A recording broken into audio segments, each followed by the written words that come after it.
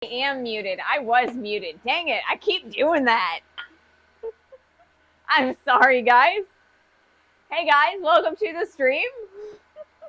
Let's start again. So today we are continuing our grill set project.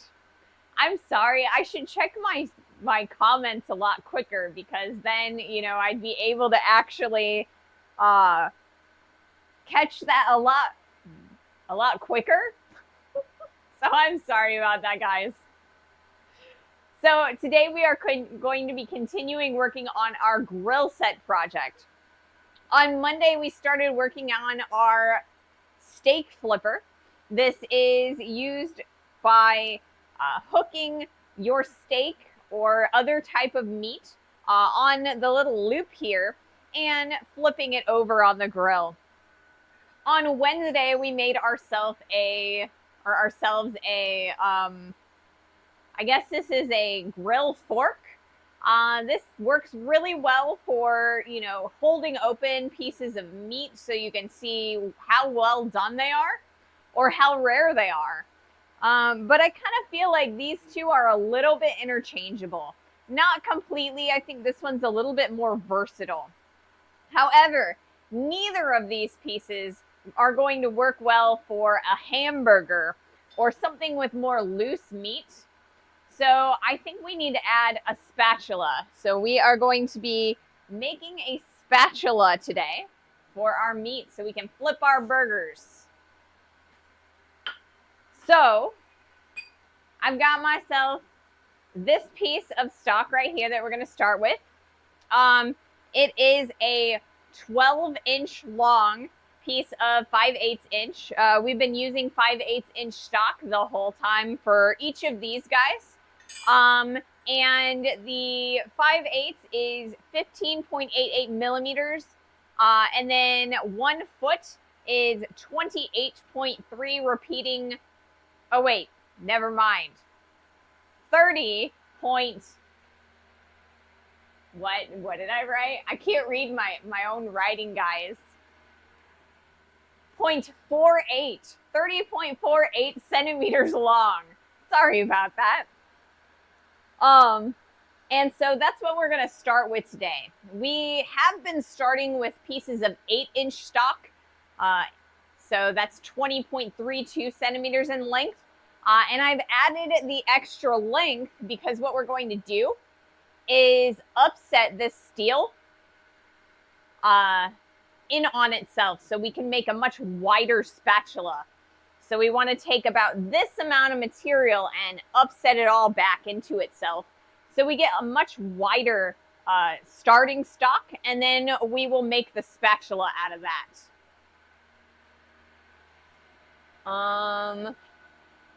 I may or may not have talked through the ad. Nope, I didn't. The ad isn't quite done yet. All right, cool. So the first thing that we're going to do while I'm waiting for that ad to start is we're going to start the mailbox. We are actually going to be using both forges today, the mailbox and the big forge. We're going to be doing the mailbox for the upsetting, and then once we start working in earnest, we will start using the big forge. And the ad just started, so I'll wait until that ad is done before I start the mailbox.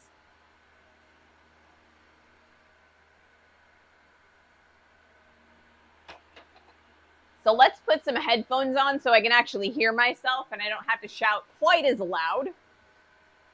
There we go. That's a little bit better. Hopefully I'm not blowing your eardrums out. Does the steel get angry when you upset it? I mean, I think it's more like it gets irritated. I tend to... I tend to upset my steel by telling it bad jokes, like dad jokes. There's an entire section of our Discord that is full of dad jokes and puns and things like that. And, I love puns. I love dad jokes. So I always appreciate a good dad joke. So yeah, we use the dad jokes. and the puns to upset our steel.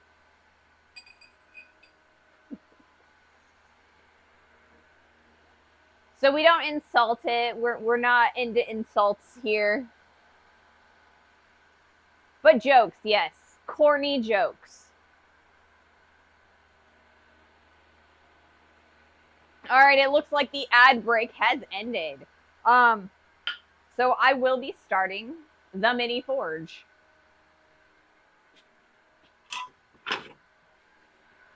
So yeah, no insults here, no anger. All dad jokes and corniness. That's how we upset our steel here. Puns and dad jokes. All right.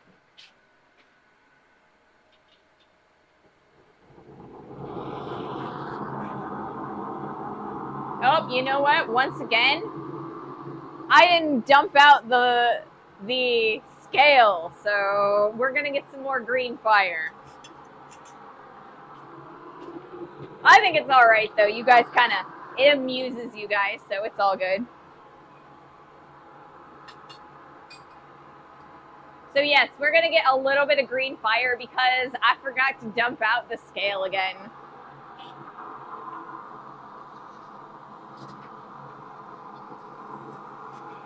Let's move this a little bit closer, maybe. All right, that'll work. That'll work. Hey, Bluesy, welcome in. Welcome to the stream. Might start hearing the steel groan. Yes. Welcome in, Yankee. Welcome in. All right, I'm going to take these two and I'm going to stick them over there. And that way they're off the anvil so they don't fall and make a ruckus when we start doing our upsetting.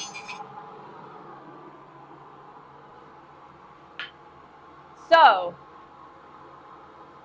I've set the close-up camera to face the anvil, but because the steel is a foot tall, it is too tall for me to get the anvil and the top of the piece of steel in the frame. So I think what's going to happen is we're going to take the close-up camera, and that's going to be the inset for our upsets until we get to a point where it starts to shrink down a little bit.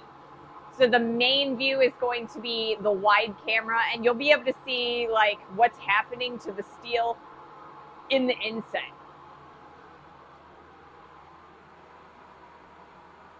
I saw some blobs moving. Blobs. I don't know. Inside the forge or outside the forge?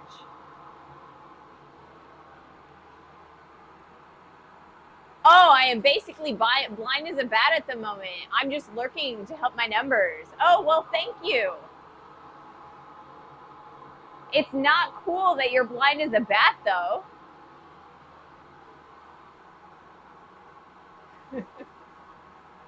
You can call the green fire Grinch farts. I sat on my glasses. Ooh, that's not good. Hopefully you can get a new set quickly, because that'll help you with your class as well.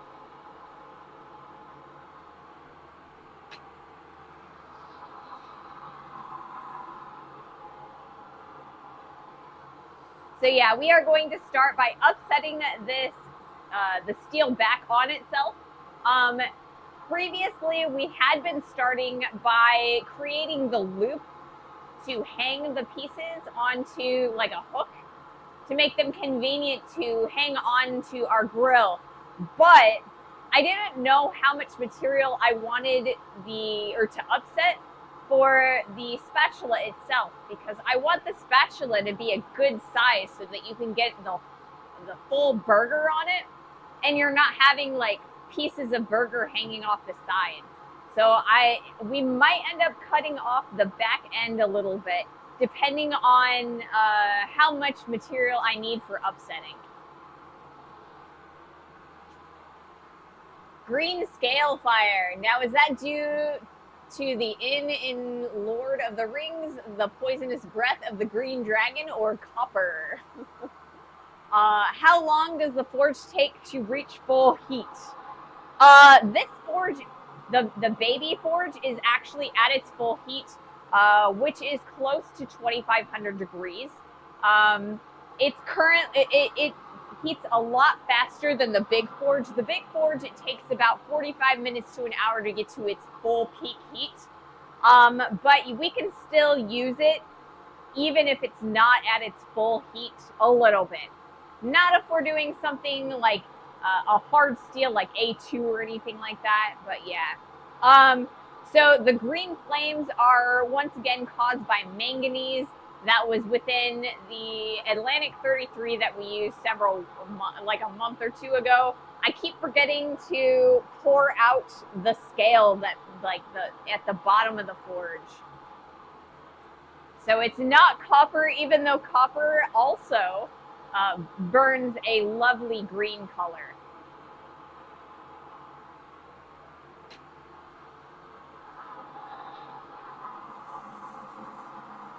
All right.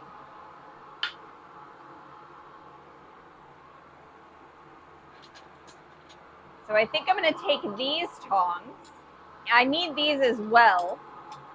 So we'll put those there. I'm going to pull it with these guys, and I'm going to do a little bit of tapering at the very end so that we don't get a really wide start to our upsetting.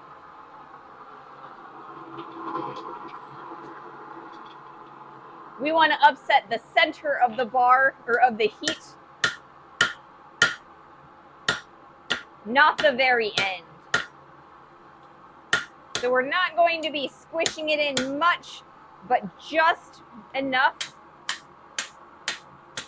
that it kind of fixes a little bit of the widening.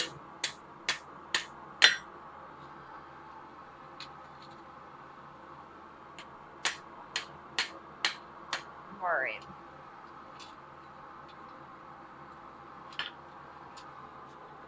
So from here on, what we're going to be doing is we are going to be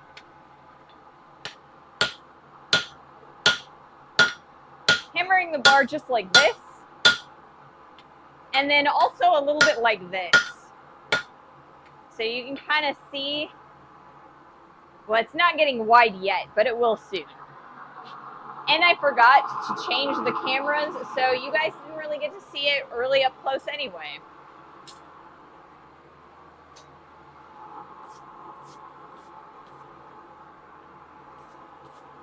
I will have to remember on the next heat to change my camera view. 2,500 Celsius or Fahrenheit, although I acknowledge they are in reality not vastly different. 2,500 Fahrenheit. I'm a filthy American, and most of my temperatures I give in Fahrenheit first, and then I try to translate or to make the conversion. Let me do that real fast. 2,500 degrees Fahrenheit. So that's 1371 Celsius. So still pretty darn hot.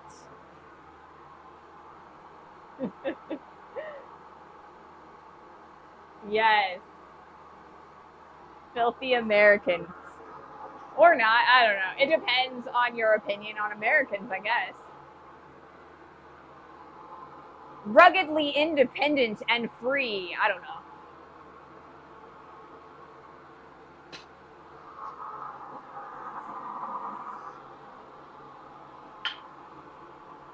But yeah, so pretty darn hot. So the melting point of iron, pure iron, is 2,700 degrees Fahrenheit, which would probably be, 1,400-ish Celsius. So we're getting relatively close to iron's melting point in the baby forge. So we are within the melting or the forge welding point of the mild steel that we use within the mini forge.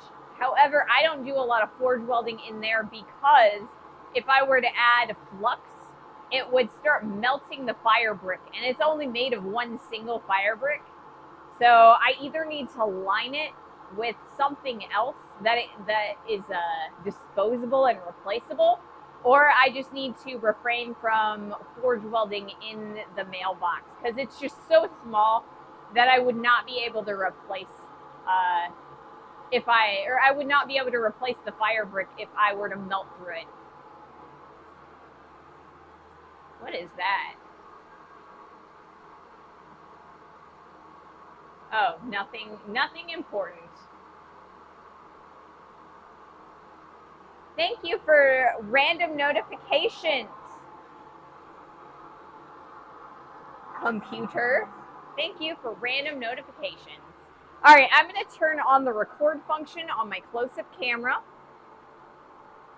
And then we're going to switch out the cameras. We're going to see how well this goes. If you guys would rather I do the wide cam as the main cam and the close-up as the inset, please let me know.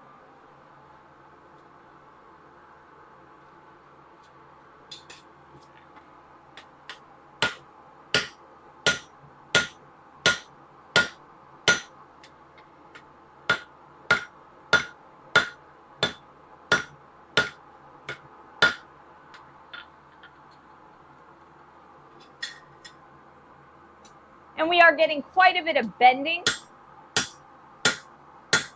So I really want to try and straighten it out as we continue to work.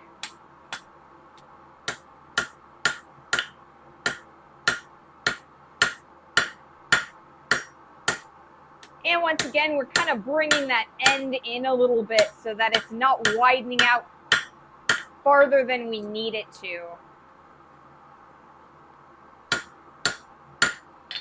But as you can see, it is starting to widen out. So we're going to continue upsetting this for a few more heats, just so that we can get a lovely amount of width to get a full-on spatula.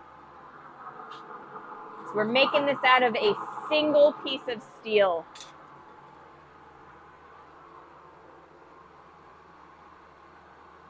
Slightly forged blackened Eurasian over 1,000 degrees is very hot, even in ranking. Yeah. So a lot of people actually make their spatulas with 2 pieces of steel. They'll just make a handle, and then they will kind of use a piece of sheet, sometimes copper, sometimes steel or other materials, and they'll rivet them together. So my goal for today's spatula is to create the spatula out of a single piece of steel. So it's definitely going to require a bunch of upsetting, which is going to be a fun thing to do. I don't think that I've ever gotten a full-size spatula out of a single piece of steel. So we shall see how this goes.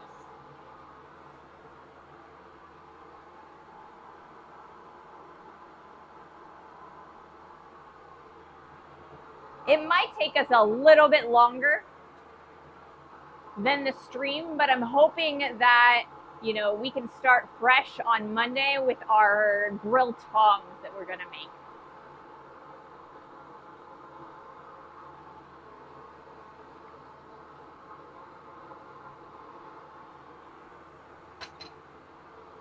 So you guys got any good puns or jokes, silly jokes that I can use to upset this piece of steel? Definition of a good blacksmith: can point to visibly glowing, worrying close to the glowing metal without burning, blistering due to painful experience. Exactly. And I have accidentally misjudged the distance and burned myself. So it does happen. It will happen at some point in your career as a blacksmith. The best you can really do is avoid, or lengthen the time between injuries.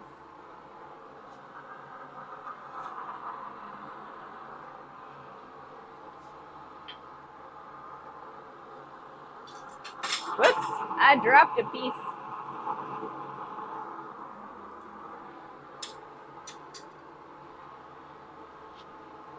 Alrighty.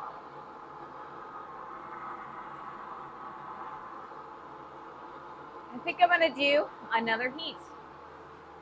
Welcome in, Jack. Hello. We are upsetting our bar so I can make a spatula out of a single piece of steel, which may or may not be a good idea. I don't know. It might work. It might work not so good.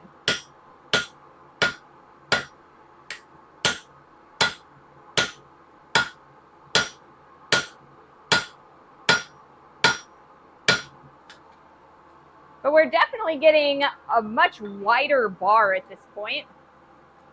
We can see it growing. We are getting a lot of bending, so I want to correct that again as we go. It's worked beautifully for holding this thing perpendicular, but less so parallel. All right, we're going to continue upsetting.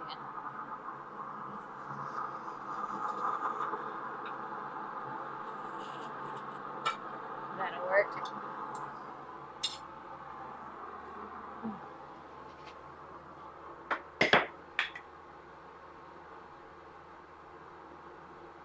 Did you put copper in the hot machine? No, I did not put copper in the hot machine.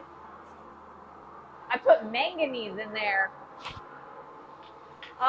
So Coal Iron Forge has a proprietary type of steel called Atlantic 33 that they were able to get a hold of. And it is specifically designed for use in U.S. Submarines. And so it doesn't have any carbon in it, but they need it for making tools in the submarine. So to make it hard, they're using manganese and several other elements. But the manganese is turning my flame green.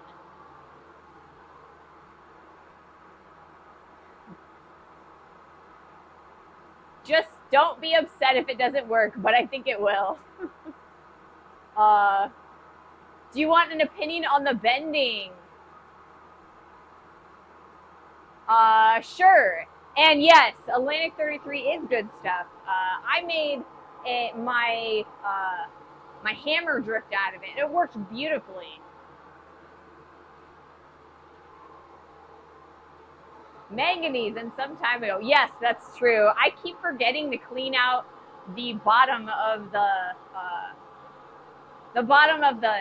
forge. Rotating the bar between hammer blows will help you keep more centralized when upsetting. See, I'm aware, but then I also forget to do it when I am actively doing my upsetting. So it's kind of mental and physical disconnect a little bit, I think.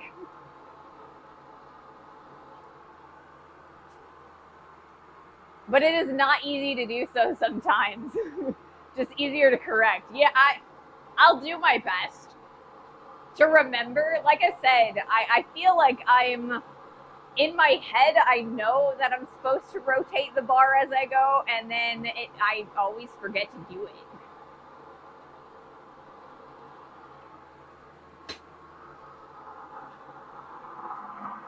So then I just correct it.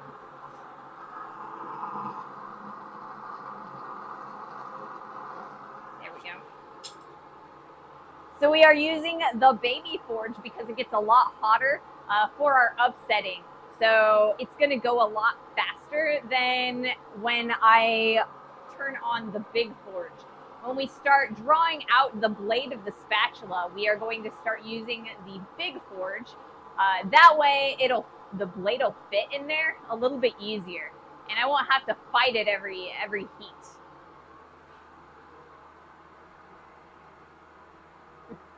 you. I was trying to offer more info.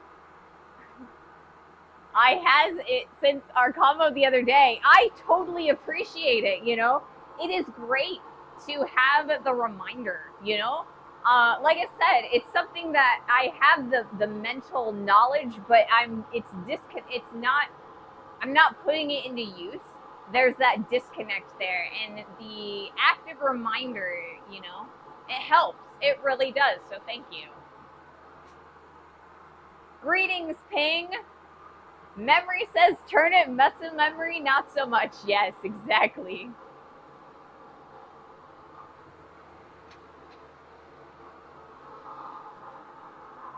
But I mean, to be honest, muscle memory doesn't or says let's not upset anything. Let's just draw things down, you know? Just don't want to be a bother, so never hesitate to tell me you don't want an opinion. Well, I love that you always ask me if I am, you know, willing to listen to an opinion, because I mean, you know, then that gives me the choice. And I think that's very respectful. So, you know, that happens to me too. Yeah. It's like I know how to do something, but then I can't make my arms and hands do what I think that or what they're supposed to do. It's completely different things, you know? All right, let's do another heat. Are you guys liking the view that you guys got? I know that you can't see the hammer blows specifically, but are they all right?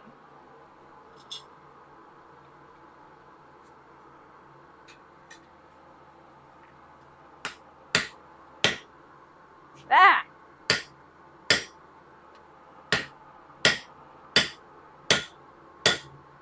And I already have a curve going, so it's just going to keep on coming.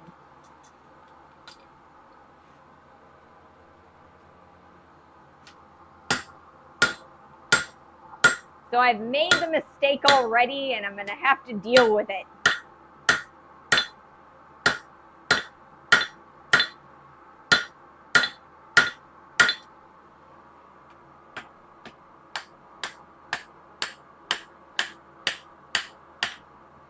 It also does not help that I have an angle on the end of the bar, so I think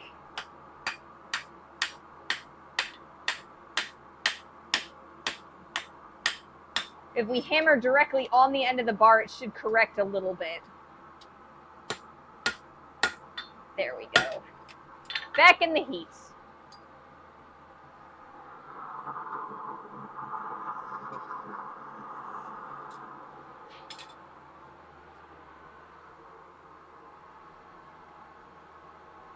She wants the opinion. She might ignore it, but she wants to know the opinion.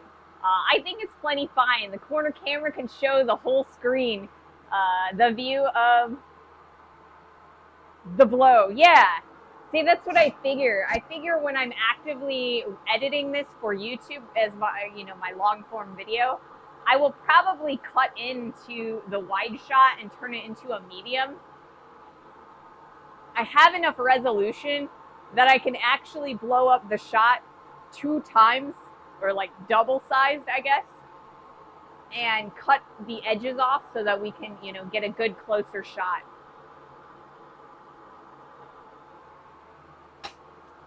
All right, let's see about moving the camera a little bit so I can get kind of another angle.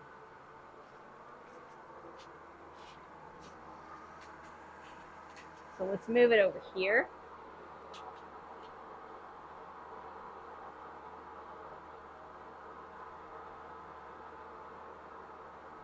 And I think I'll move it back just a little bit. There we go.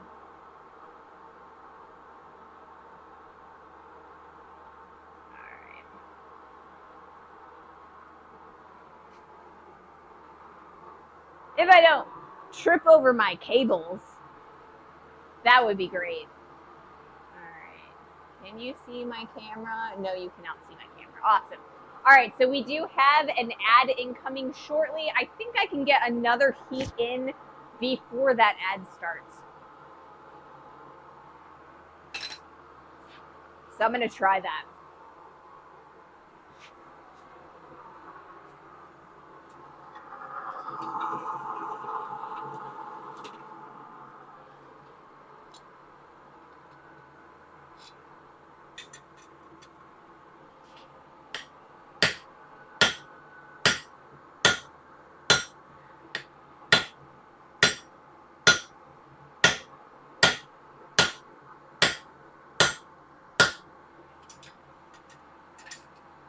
It's starting to grow pretty well. I'm actually really happy with that.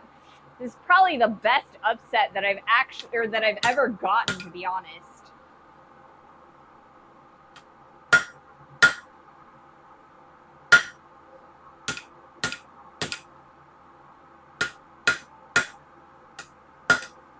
All right, we're gonna keep on keeping on.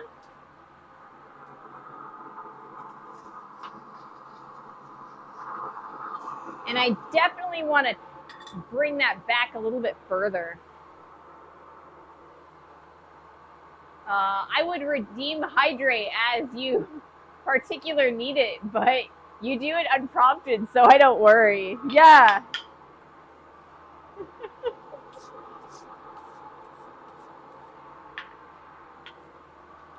I try not to do I try not to make you guys tell me to hydrate, because I could get really sick if you didn't remember, and neither did I.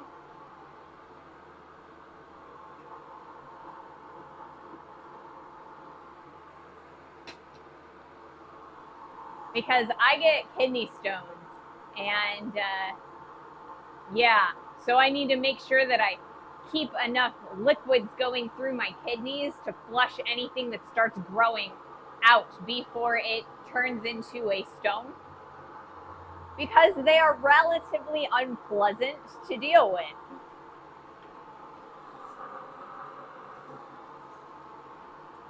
So we've got an ad here in probably about a minute. I think I'm going to wait until after that ad to do our next heat. Like I said, I do want to bring the upset back further. Right now, we've got quite a bit of upsetting up at the tip, so it's pretty wide there. But I want to bring the width back a little bit further, so that, because right now we're going to get a very V-shaped spatula, and I want a square-shaped spatula. Or rectangular. However that goes.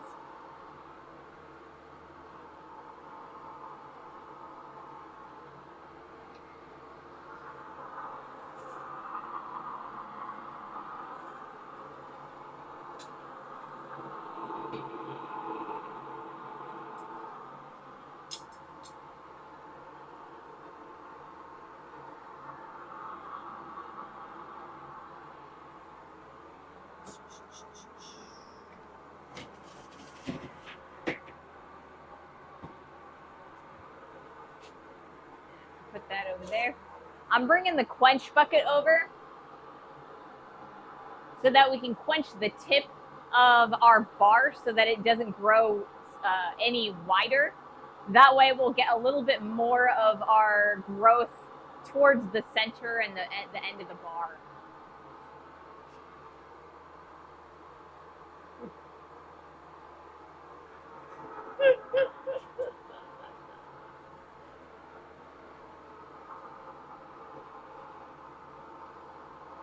I'm gonna grab some more water while we're in our ad time.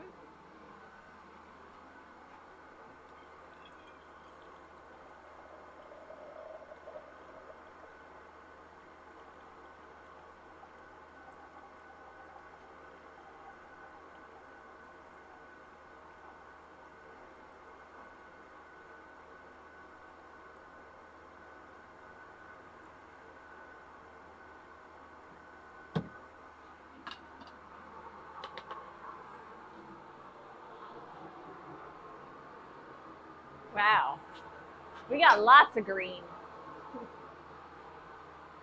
Adverts, Yes, we've got ads going.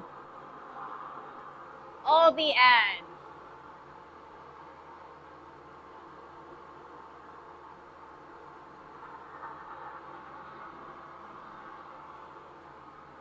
So bright. I keep looking inside of the forge to see if I've got enough heat, and I've got so much heat that it's like bright and it kind of hurts my eyes a little bit.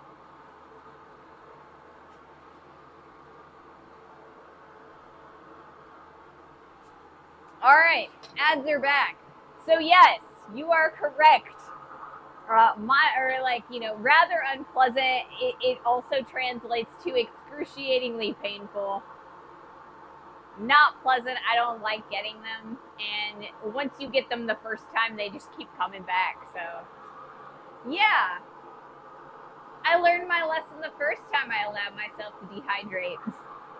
All right, we are going to do another heat. I am actually going to quench the end of the bar so it stays where it's at right now.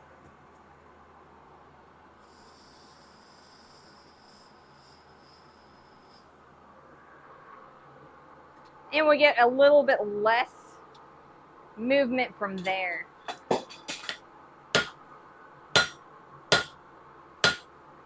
Oh, now we're getting a lot of bend. So let's fix that real fast.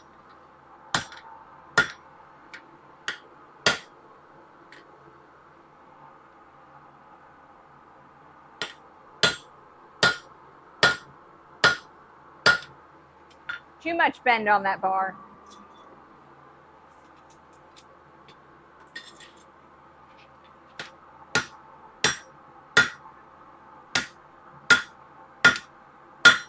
All right, so we are starting to get a little bit more upsetting in this area right here, which is exactly where I want it to be.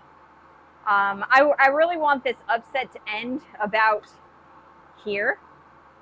I want this to stay relatively thin, and all of this down here, that's where I want the upset to happen, because this area is going to become the spatula, and this is going to become the neck.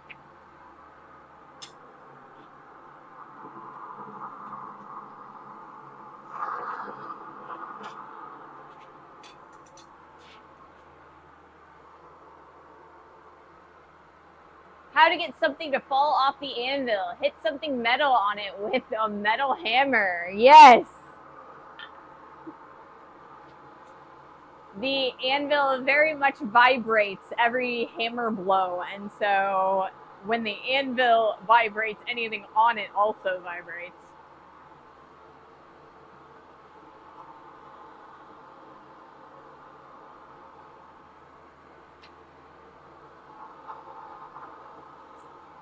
So yeah, we're trying to get some relatively parallel wide area at the end of the spatula. I'm doing my best. It's not quite the way I want it to be, but it's getting there. It's getting close. Hi, Ray. Hi, Smithies. Welcome in, Mahalo. Welcome to the stream. We are doing some upsetting.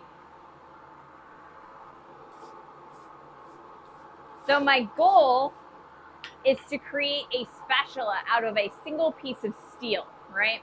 A lot of people, and it is a lot of people will do it in two pieces, where they do a flat sheet for the blade of the spatula, and then they forge out a handle. So I would like to do the whole thing in one piece. And I have before, but they always end up really thin. So I'm hoping that by upsetting and widening out the end of our spatula, we will get a lot more width out of it. Big same. Except I upset a tree. I'm sure you did upset a tree. Are you still cutting down more trees? Are you cutting down trees on your property or somewhere else?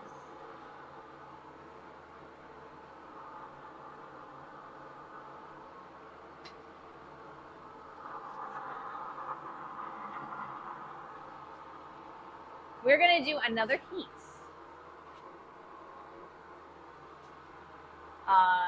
It's an overgrown tree next to the house. Ooh, yeah, it's always important to get the overgrown trees near your house because you don't want the roots getting in your foundation. That is nasty business.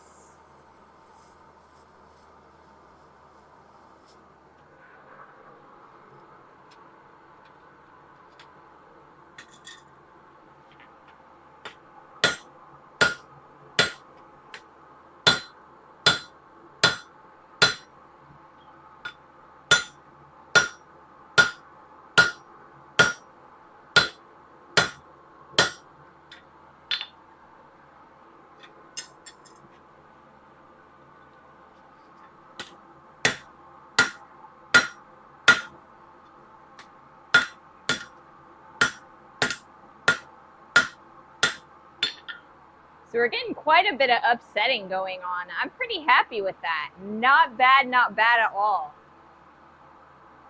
So, I think I might grab the tape measure because I am curious how much material we have lost.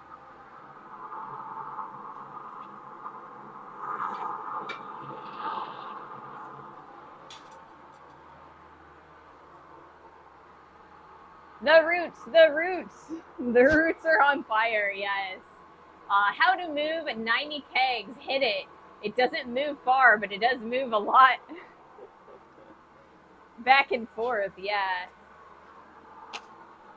All right, so I've got my tape measure here, and we started out with 1 foot, which is just over 30 centimeters long. So I'm uncertain as to how long we are now. I am curious though. So we're gonna put that there and kind of measure it. Measure our piece of it. After it finishes heating, that is.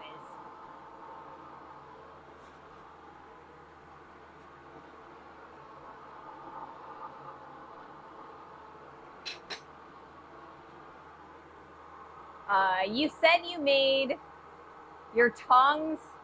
What did you use to hold the piece before you finished them? These tongs. These are the very first tongs I made myself.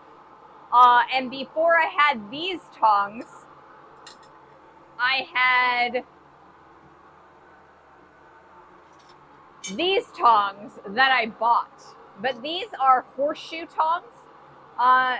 And they're really wide when they're like fully closed, right? So it's really difficult to hold smaller pieces of stock. So I knew that I needed a smaller pair of tongs.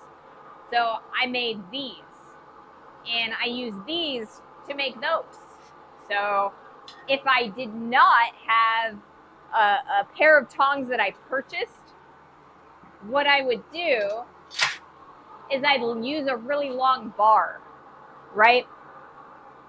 So I usually buy my stock in 20-foot sections. I cut them in half so that I can drive them home in my truck, but they're 10-foot bars. So if I really wanted to make a set of tongs and I didn't have a set of tongs, I would start with a really long bar so that I had plenty of space to hold with my bare hands. And that's pretty much how most people start out. Or the other thing that you can do is if you've got like a pair of vice grips or something, these work pretty well as your first set of tongs. They're really inconvenient because they have a tendency to like move on you, or lock on, and then maybe it's hard to get them unlocked, or so blacksmithing tongs are always better than these guys, like vice grips and things like that, but you can make it work. All right, let's do another heat. Interesting, that's awesome.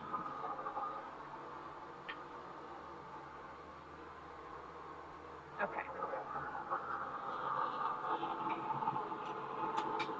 All right, so like I said, I'm interested in how long this still is.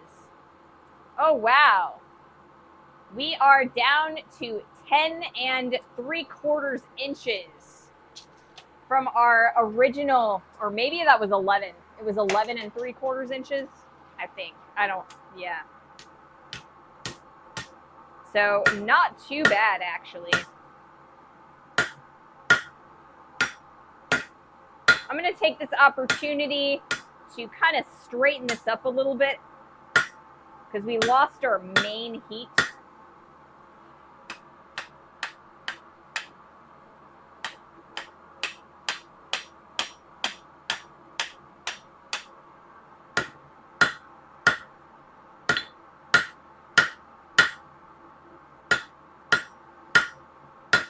But we have definitely grown in width.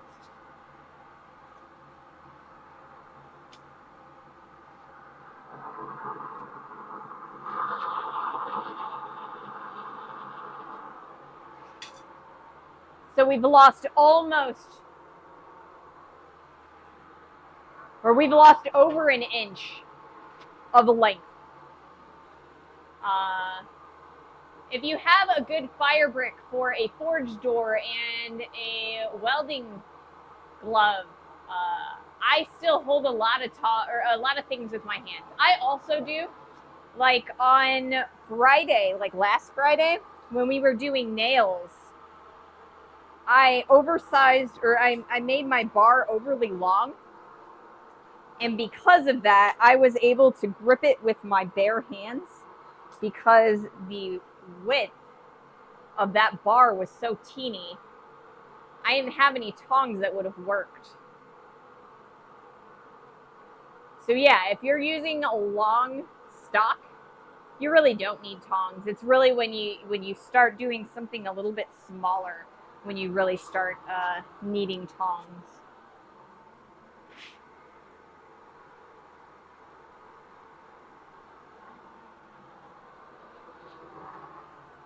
Right.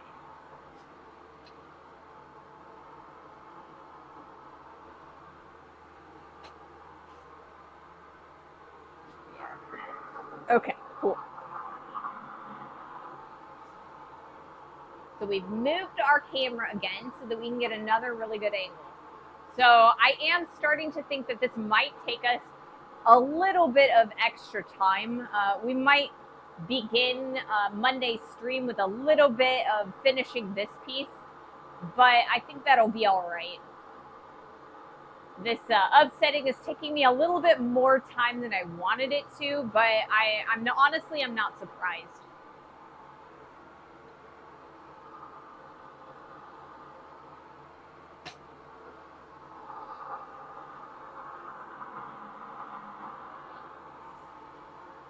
All right, let's do another heat.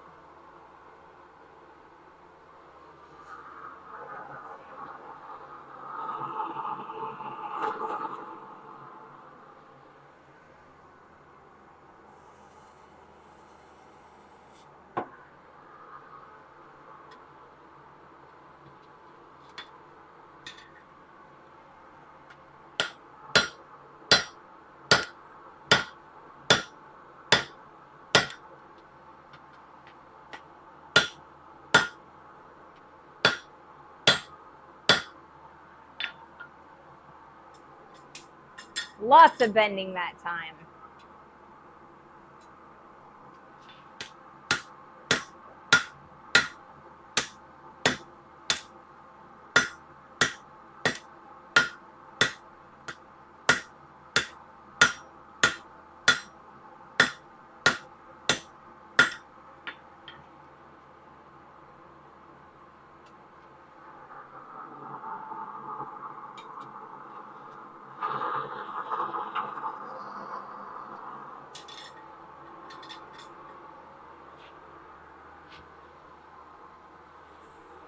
And while we are straightening out all of the bends that keep happening with this upset, we are not using a full forging blow.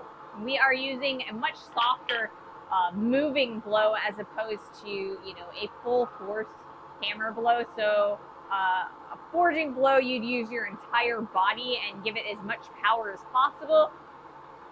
When you're trying to, fix how straight something is, or that sort of thing, much lighter blow is needed.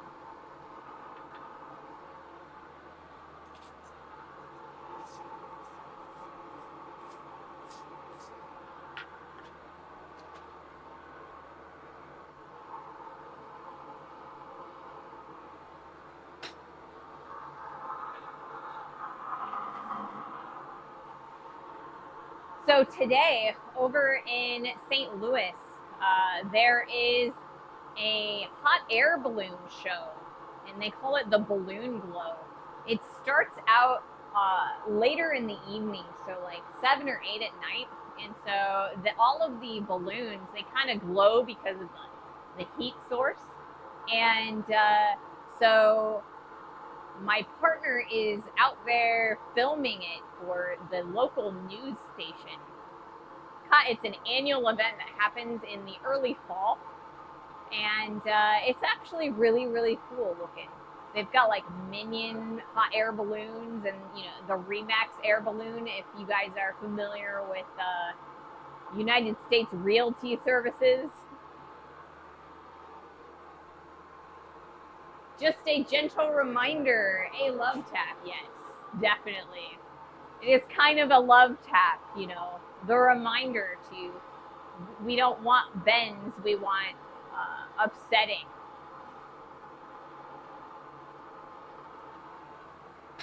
So yeah, the butler will not be home until I think 9:30 p.m. tonight. So I am on my own. However, they didn't leave until like noon, so I didn't get a lot done today. I always get very distracted when the butler is home.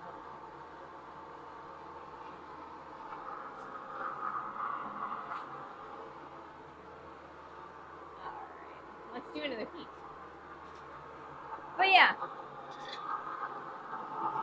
not unwelcome, just kind of distracted,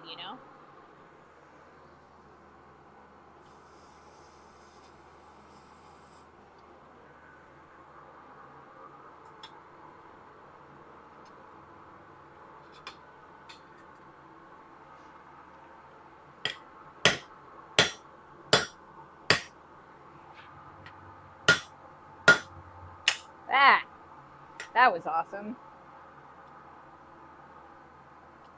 I want to hold it this way, maybe.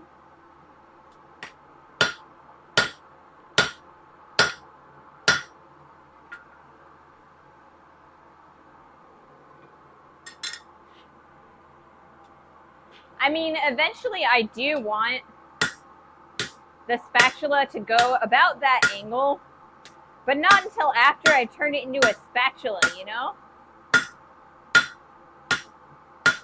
All right, let's measure this again.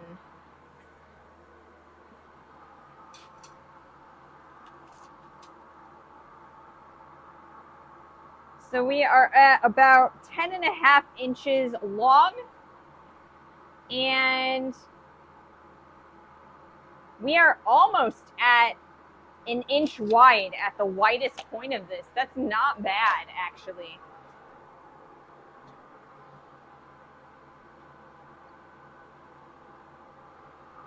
We should have a really nice spatula. So I think I'm only going to do a couple more heats on this, and then we'll call it good.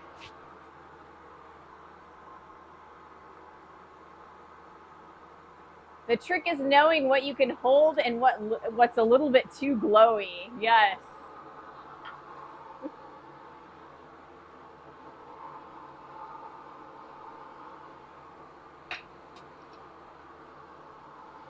So we've got a really good amount of upsetting, and I'm pretty happy with what I've got.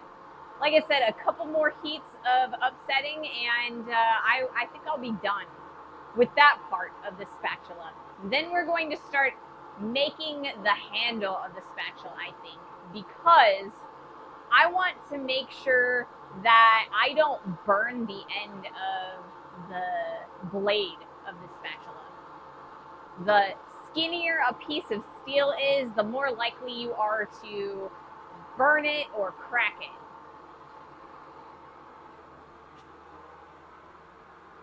If you can quench just the 1-inch area, the rest of it may thicken quicker. Yeah, it definitely will.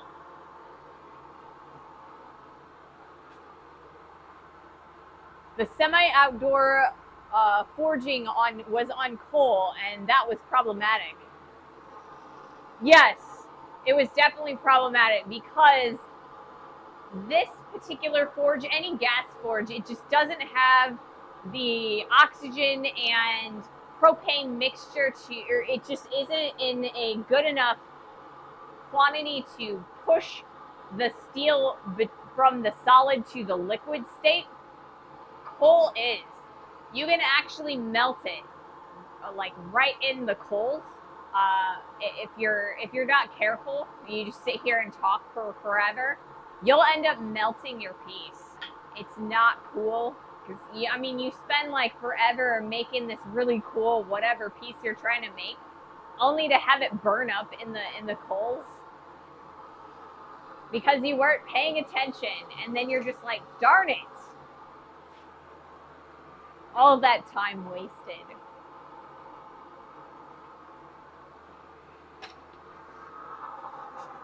All right, we're gonna do one more heat this time. This is probably not one more heat. I mean, this is probably like one of 2 more upsetting heats.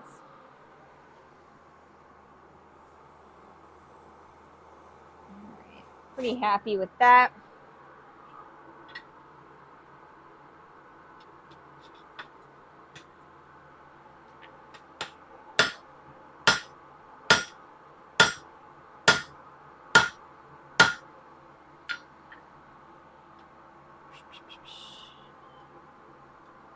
As you know, of course, we'd get even more bends. At least we're not scuba diving, right? That kind of bend's not pleasant. Or I guess I can only really imagine that because I've never actually gone scuba diving. But I hear it's awful. All right. Not bad. I'm actually pretty happy with that.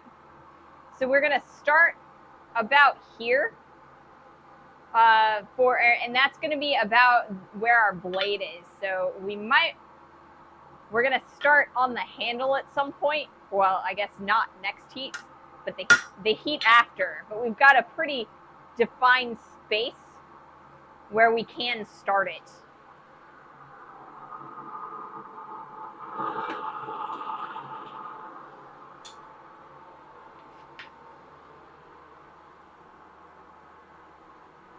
Coal, too hot and not enough at the same time, if I remember. Yeah.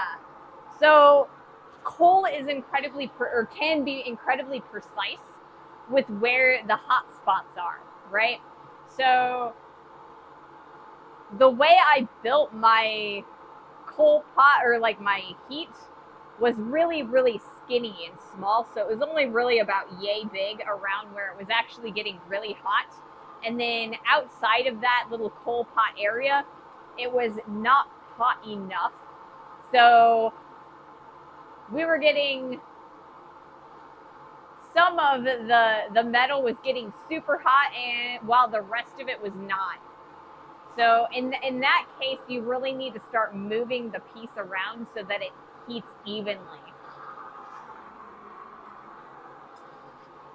Or you need to build your fire a little bit easier, but I'm not amazingly good at that because I don't do a lot of forging with coal. Most of my forging is propane. Speaking of propane, I saw I think I saw it on the Oomba Facebook page, but so there is this new type of forge that they are starting to develop over in Europe. And so it's a propane forge, but it is built like a coal forge. So instead of being a round tube, you actually have little chunks of ceramic, and it creates like a coal-like atmosphere for your steel. So I am really interested in checking them out and seeing how that works. I'd love to see some videos. Have any of you guys seen those? It's like, what is it, ceramic chunks in a propane forge or on a propane forge. I'm really interested in that because if it works like a coal forge, then you get the best of both worlds, you know?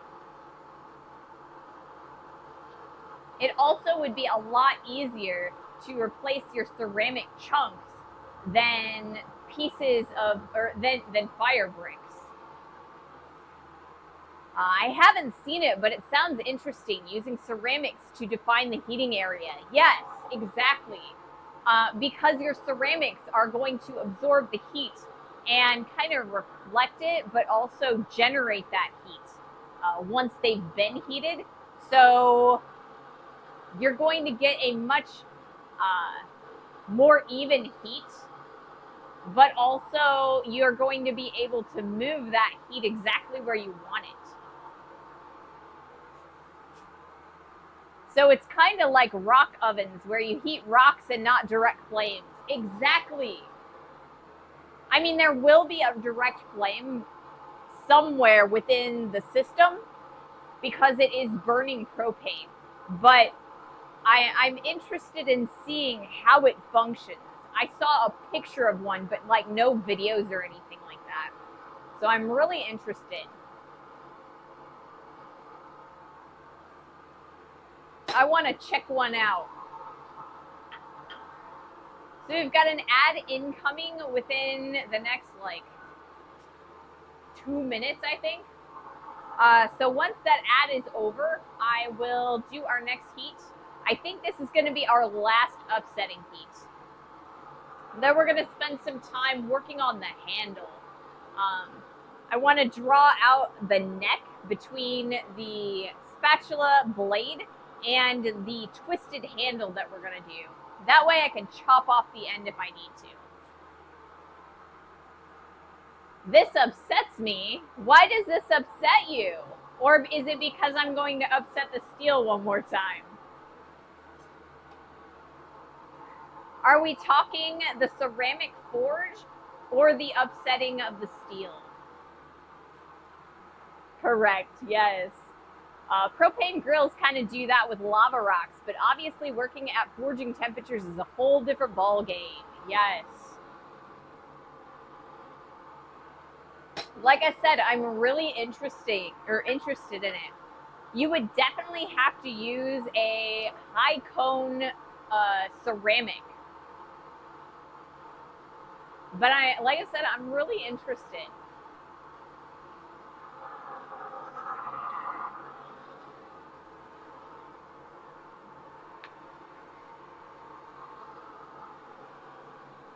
So, let's see.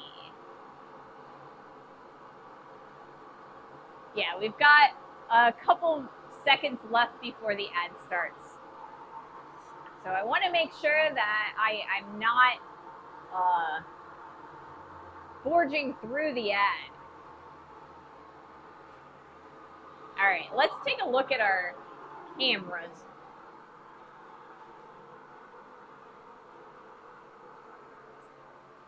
Let's go back here. Like so.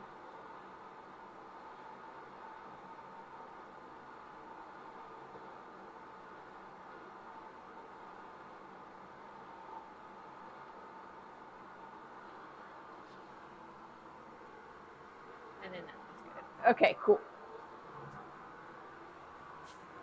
And that's good to see. No forging ahead this time. Yep. That is the truth.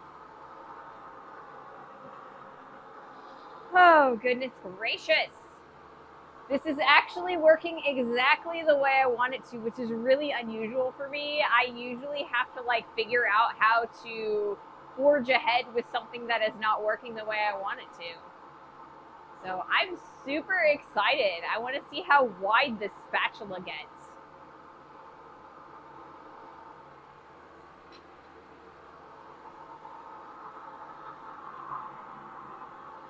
Wide.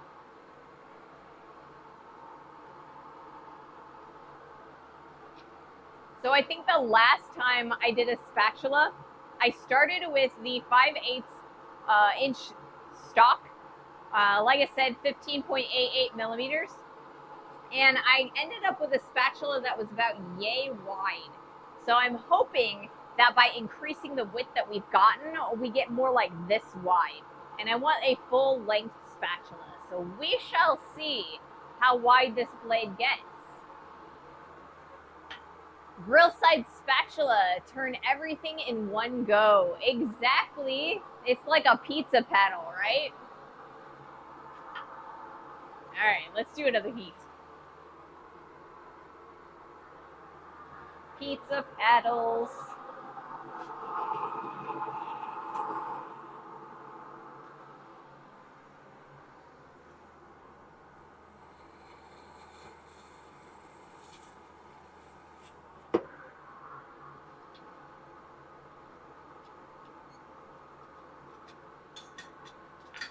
Oops, there that goes. Ah!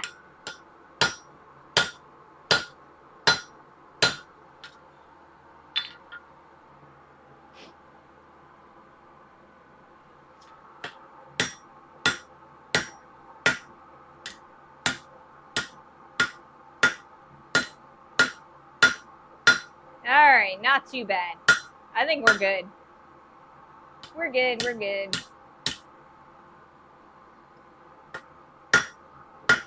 So for our next heat, what we're going to do is we are going to hang this off of the edge of the anvil about here and give ourselves a little bit of an isolated area there.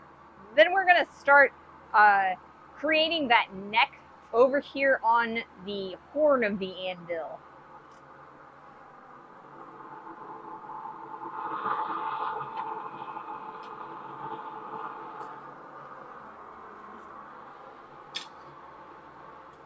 I don't need these guys anymore.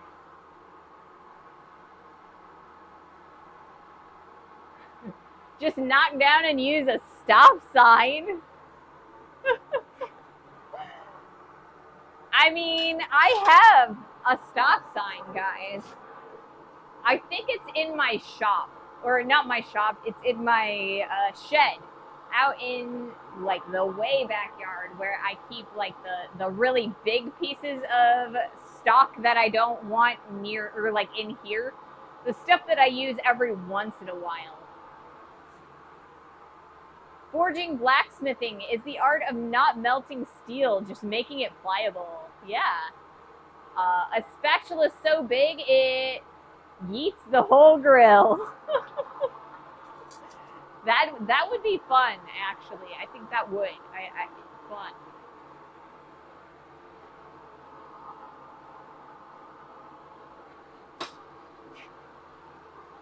But sometimes melting it, but somehow not welding it, it being bad. That is definitely the case, and that's what we did with our axe. I melted the blade because I made it too thin. And I also made it really, really filthy before I realized that I needed to kind of bind the pieces of metal together. I mean, I've been watching other videos of other smiths forge welding, and I keep seeing people who use like binding wire to keep their pieces of steel together before they forge weld things. And you know what? I could have done something similar to that, and I think it would have made it a little bit easier.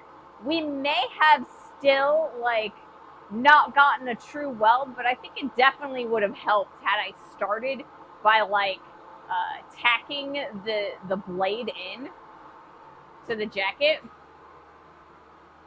That's how That now feels like it was directed at you. It was not. That was a personal reminiscence, as I've done the same thing once. I mean, I feel like everybody who has attempted to forge weld has, you know, melted whatever you're trying to melt and it not even stick. It's obnoxious, but you know, it's just something you have to work through and on your journey to learning how to forge weld and being comfortable with it, you know? 100%, yes. All right, let's do a little bit of isolating.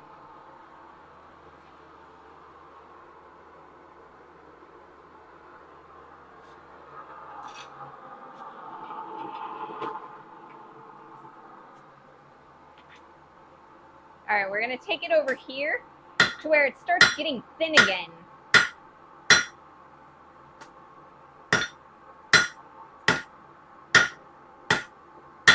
We're not gonna do much in the way of isolating, just enough that we have a defined transition between where we're going to have the blade and where the handle is going to start.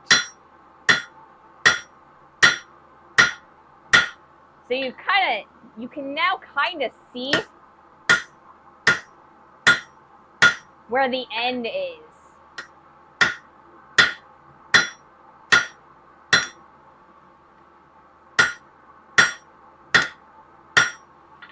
All the way around, if you look at it. So that's what I'm looking to see or to get out of this. So from here, we're going to take it over to the horn of the anvil and we're going to start making that neck.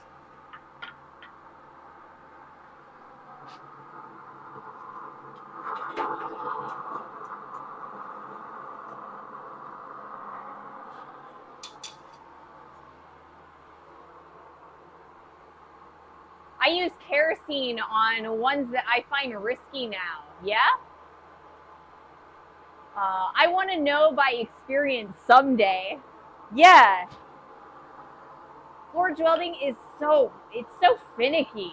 Even someone who is like really good at it, there is always a chance that it's just going to screw up for no apparent reason sometimes. It's like gambling, you know? You can stack your odds. You can get really, really good at it. But every once in a while, Lady Luck is not on your side.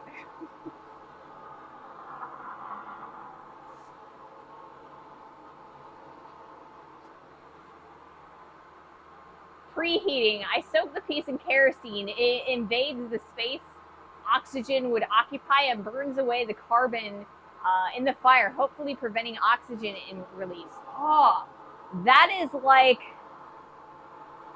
so when you're a jeweler and you want to do like, when I'm sizing a ring, I will actually dip my ring in a fluxing liquid, and it just creates a coating over the whole ring that gets rid of all of that fire scale and stuff that is generated. It's more like it's just like a fire coating, and then you have to put more flux on it exactly where you're trying to solder it. But that sounds like that's what it, you know, similar at least. Same idea. Set it on fire and hot it or heat it with, or hit it with my hammer. If any other contact, that would be bad, yes. I'm mostly just a pretty face, but sometimes I'm a pretty face doing stuff. Yeah. See, I enjoy watching other people do stuff. Welcome in, Mound of Meat.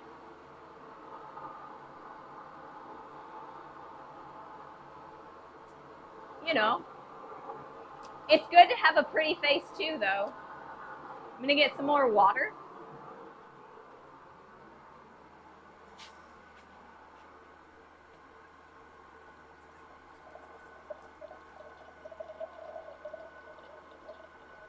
So we are going to, like I said, we're going to start working on the neck of this piece, but we're not going to go all the way down to the end or the finished width, because I want to make sure that when we go to thin down the blade of our spatula, we don't end up having extra bending happening while we're doing that. So we're going to go about probably half to 3/4 of the way drawing down that neck, and then we're probably going to work on the tail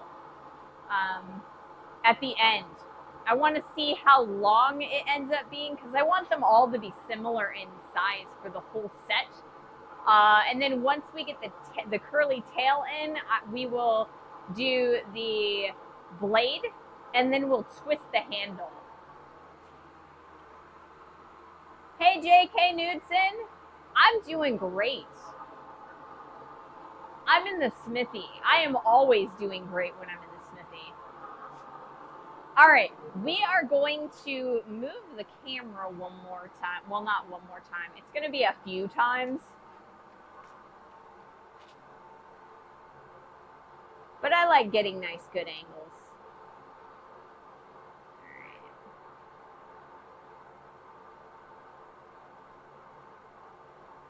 Good angles for you guys to see things, and good angles for me to edit. Fancy schmancy and all that.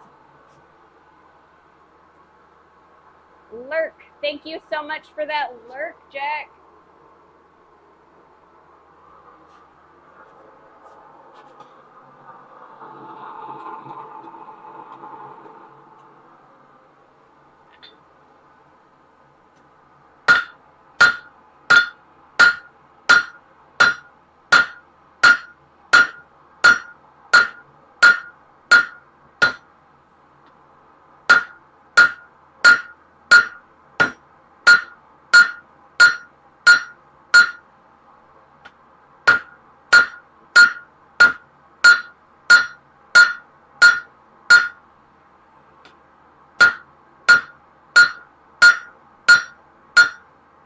Man, I am still fighting that curve.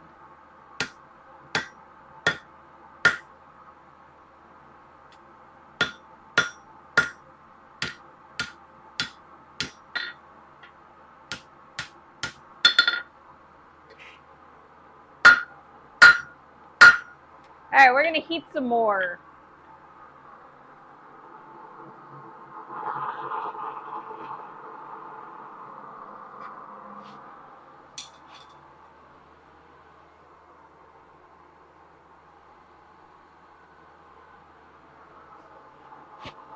But yeah, any day I'm here in the smithy, I count as a good day. I have so much fun out here with you guys.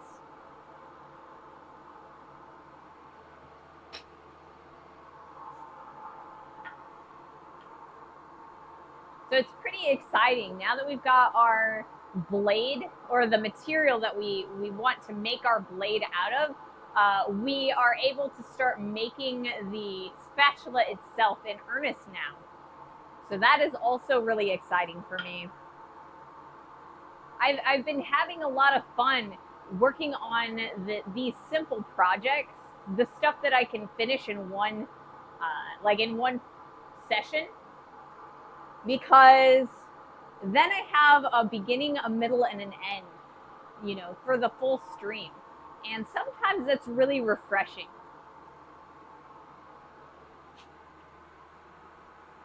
I won't grade you on the curve, at least. Yeah. Yeah, we won't be grading on a curve. So yeah, I have these two pieces for our grill set. And so I want our spatula to look like it fits in with the set. Now, so we're going to, right now we're working on this section right here, which I'm going to call the neck. And then once this is nice and drawn out, we are going to start working on this back section here, you know, the little loopy that ends up holding the pieces of the set onto the grill. So we've got ourselves a 2-pronged fork and a steak flipper.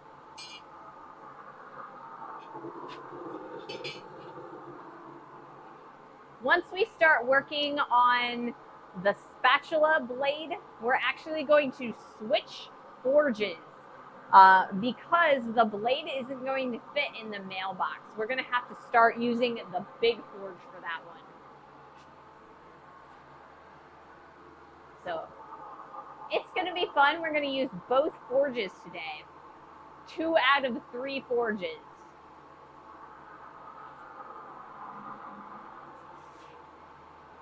Let's do another heat.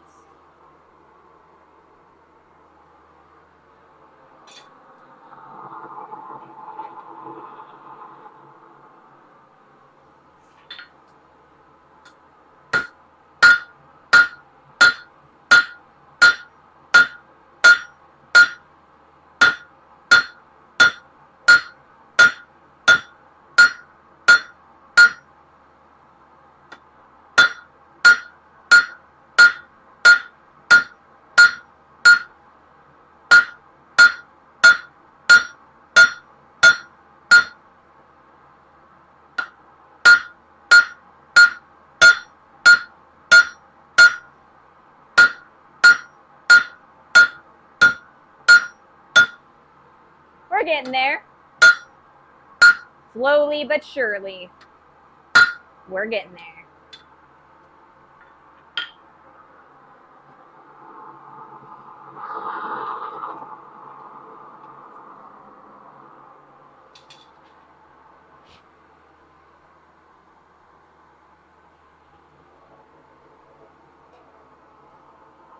Starting to get warm. It's like 83 here, Fahrenheit, so that would be 28.3-ish Celsius.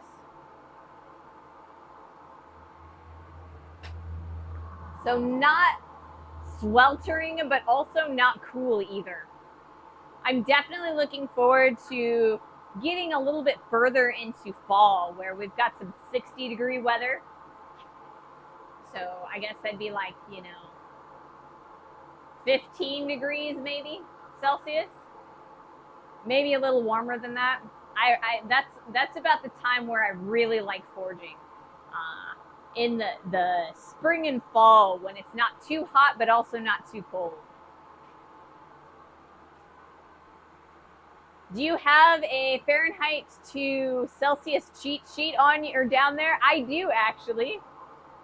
So I've started a list of all of the measurements that I use for the stream, and I taped it to my cart that my laptop sits on. So every time I have a new measurement, I add it to the list. Because, you know, I have an international audience. I can't just be doing things in imperial. I have to do things in both metric and imperial. So until I get to a point where I can do things in all metric, we're going to do both, or I'm going to try to.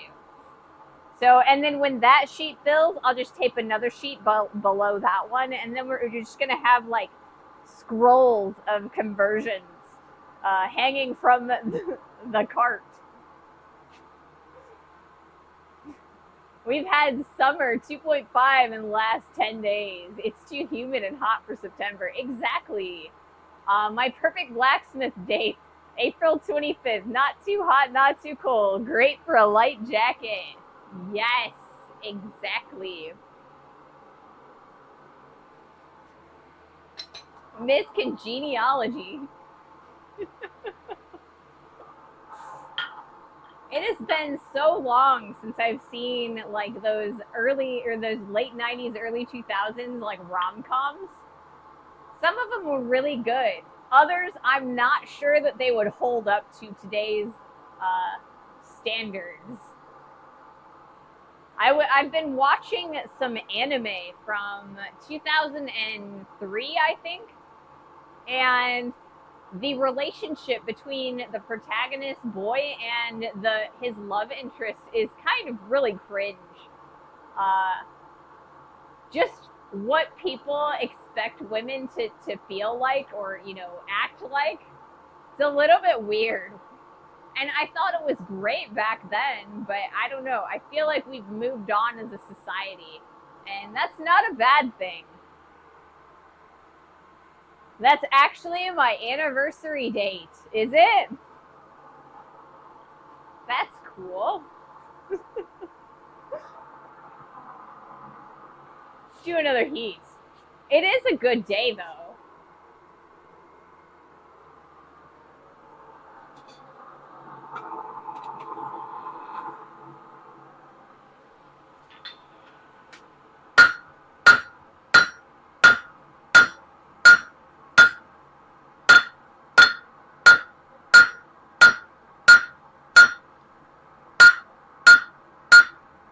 Ah,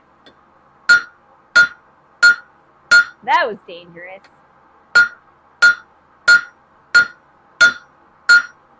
Completely missing the piece.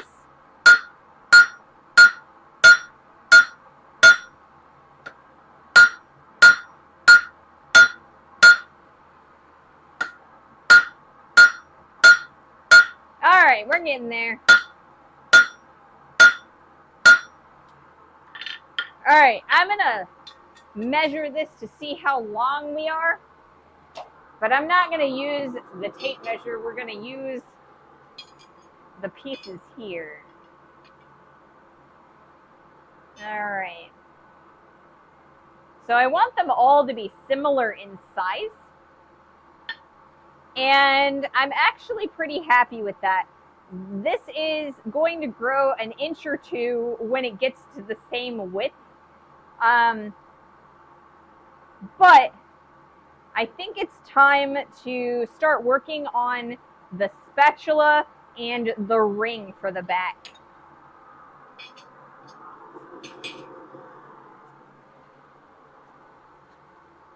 So I think we're going to work on the ring first.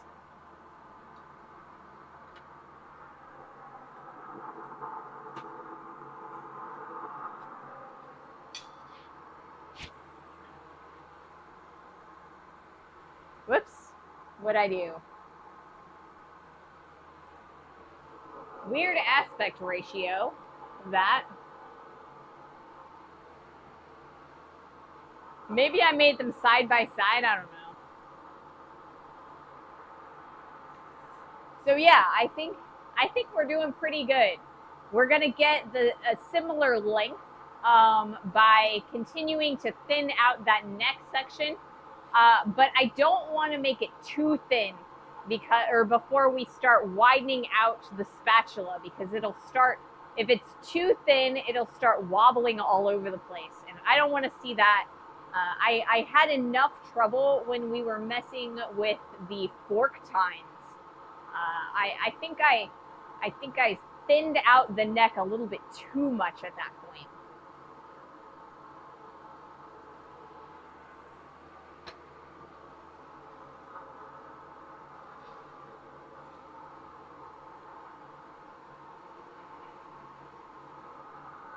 But yeah. This has actually been quite a fun project for me.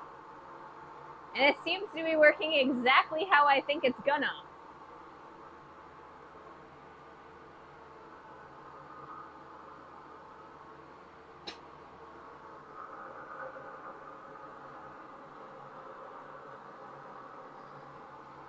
So when we start working on the spatula blade, I'm going to be changing hammers. So right now I'm using a rounding hammer, or a flat rounding hammer. One side is flat and the other is a rounded side. So instead of using this hammer, we are going to start using a cross peen hammer. We're going to get a lot more width if we move the material in or with a cross peen than if we continue using the rounding hammer. The rounding hammer moves the material in all directions around the face of the hammer, whereas a cross peen hammer moves more material perpendicular to the hammer face and less material parallel with the hammer face.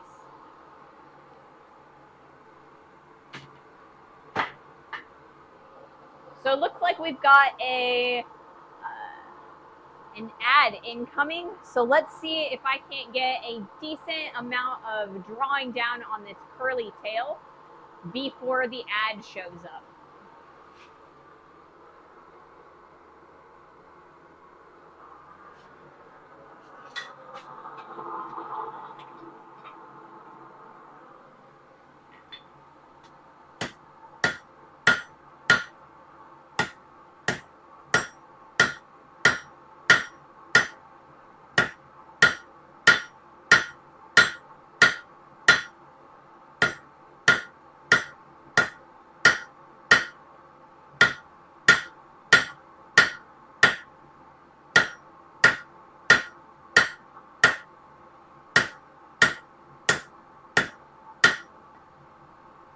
Oh, I moved my...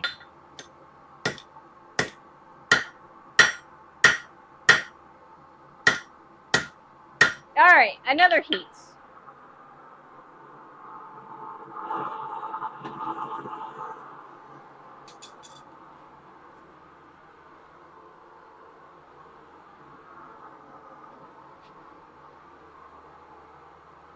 So we got an ad that's going to start in about 2 minutes.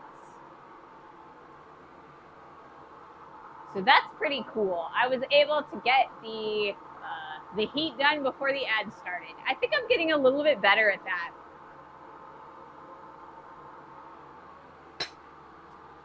I'm going to check my cameras real fast.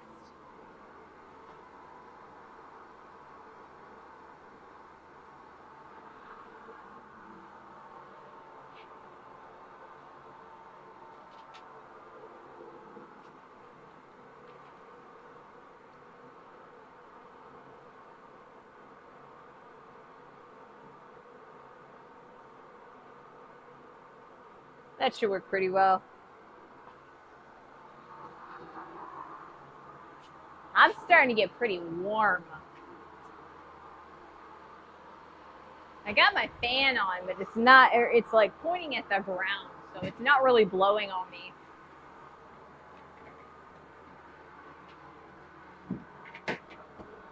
There we go, that's better. Cool, keeping cool.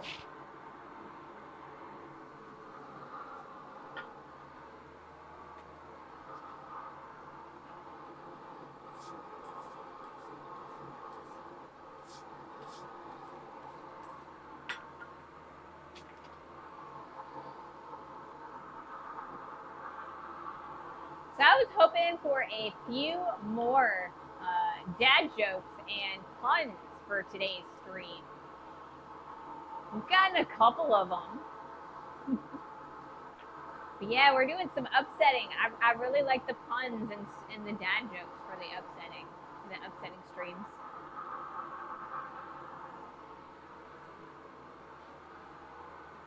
I'm sorry I let you down.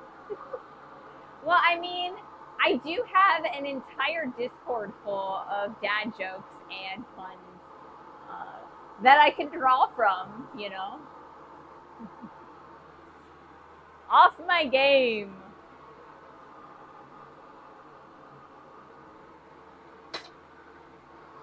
That's all right. We'll come up with some more throughout the week, and, you know, I will get my fix.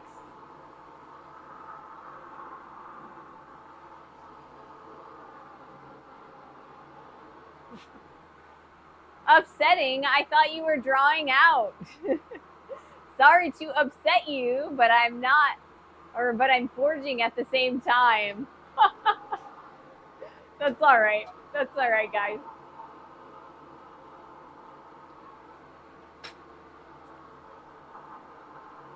I am totally aware that, you know, I'm not your highest priority.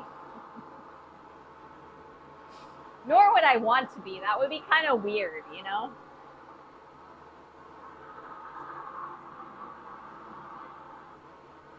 So we've got plenty of heat for our next time over here. I guess heat. Lots of temperature.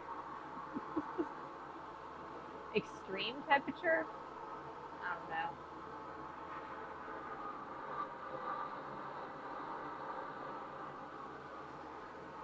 So I have been drawing all of our projects on the whiteboard. And I think you guys can see them because I was editing my stuff the other day and I was able to see my own board, but I'm also like, do you like them? They're kind of really simple drawings. I don't know. They don't take too long, so it's not that big of a thing. I drew ourselves a little spatula. This is the same steak that I've had up here all week, though. I don't know. Maybe I need to redraw the steak for Monday. I'll debate. Whether I want to redraw it or not. I think it's kind of cute. All right, let's do another heat.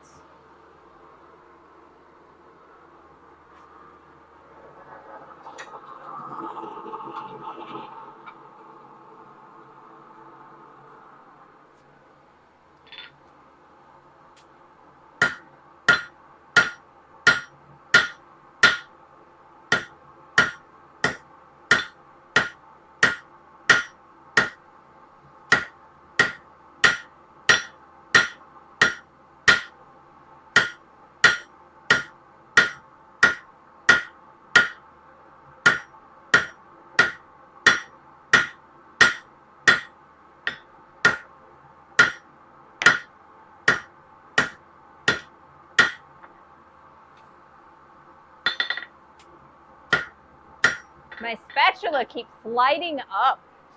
It makes it hard to hold it steady.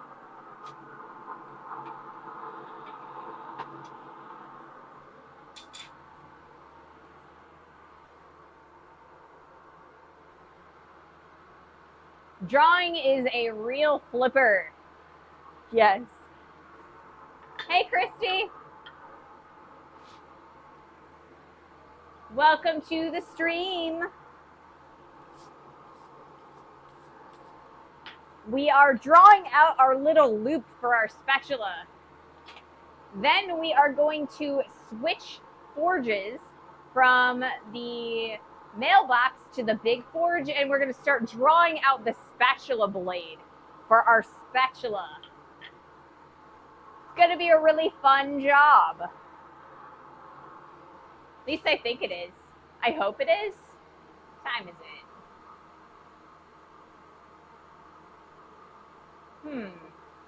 We should have plenty of time. I hope we have plenty of time, that is. Let's do another heat.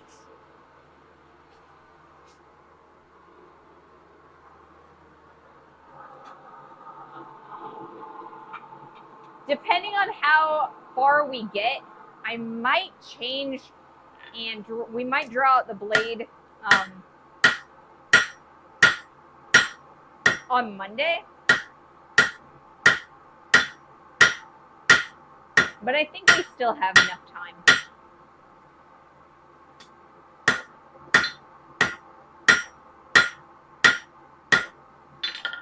Ugh. Itchy nose, man.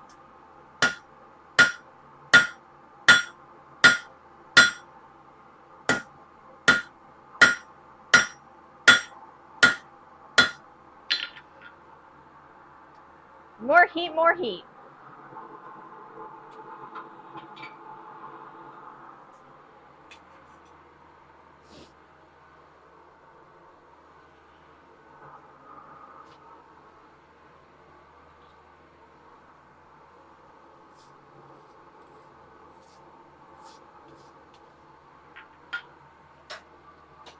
But yeah, I really want to get this piece done today if I can manage it.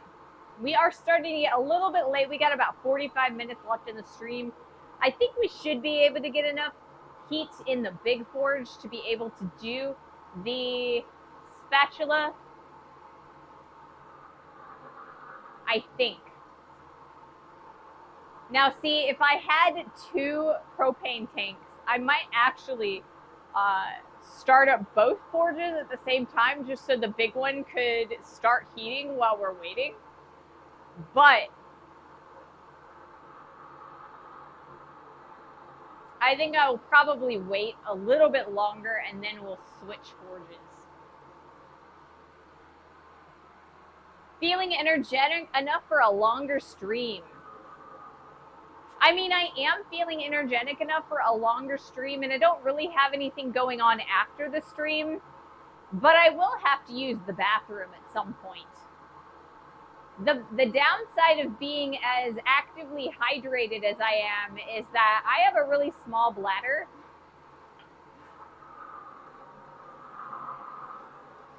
So, I don't know. If you guys are okay with waiting for that,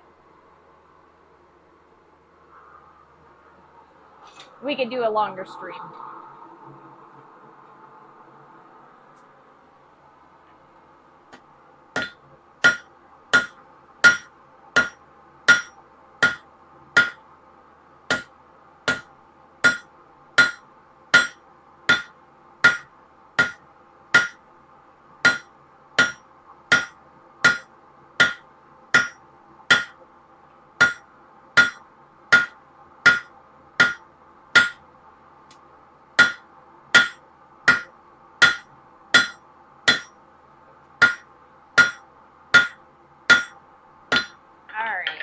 Couple more heats and we'll be good with the loop 2. 1, maybe 2. No, it'll have to be 2 because 1, I will only need 1 more to draw down the piece, but I will also need 1 to curl the piece. So 2 more heats on this part.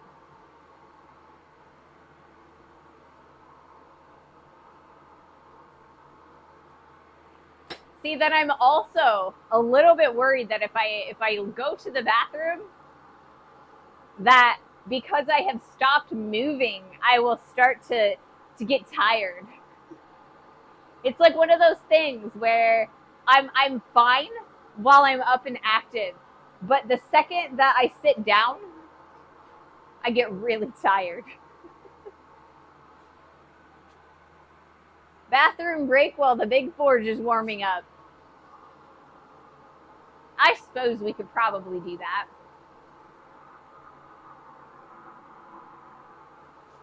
We could probably do that.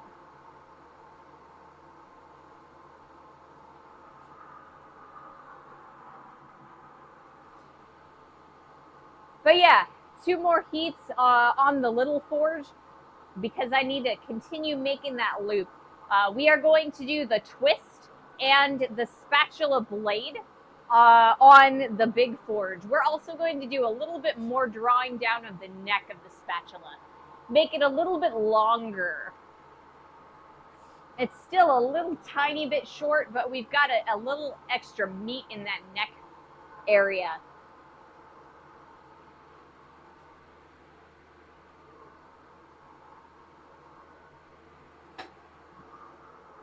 All right, let's do another heat real fast.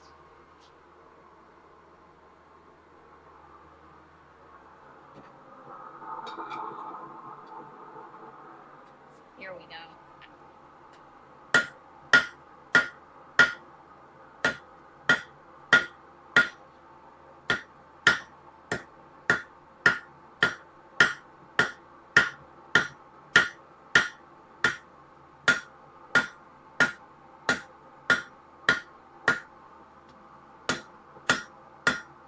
Starting to round it down a little bit now.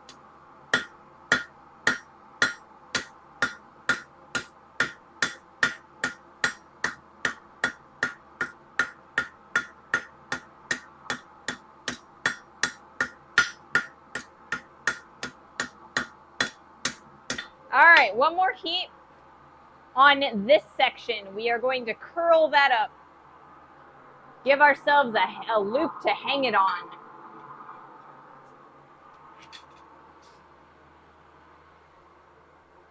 There is a Norwegian idiom that goes, early crooked to makes a good hook. Yeah. So the way I am making this loop is I have offset it over into the corner. And the reason that I have done this is so that I can kind of center it over top of the handle. And because I want the loop to be, you know, really centered so that it's not lopsided as it hangs on the hook. So it seems to work pretty well. This is how I've made each of the loops for the other two pieces, and I think they look pretty decent.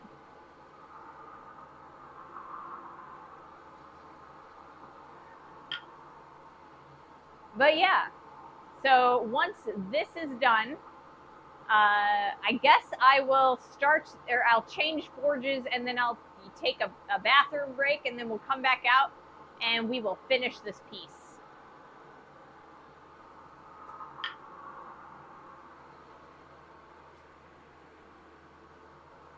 I really don't like the idea of leaving the forge on its own, though.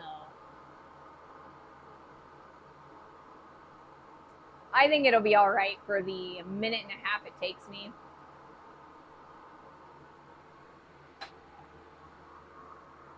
We've got plenty of gas. It shouldn't be an issue. All right, let's do another heat.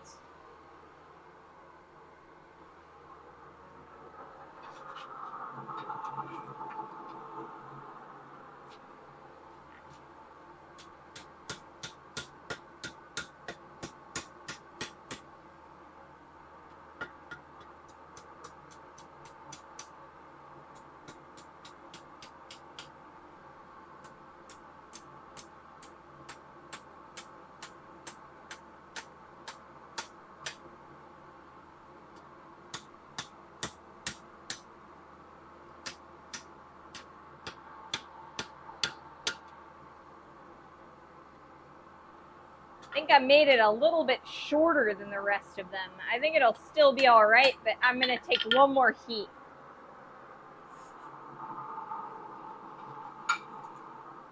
I keep saying one more heat, you know?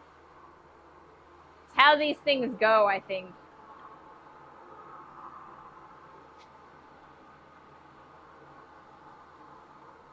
It's finished when it's going to be finished, you know?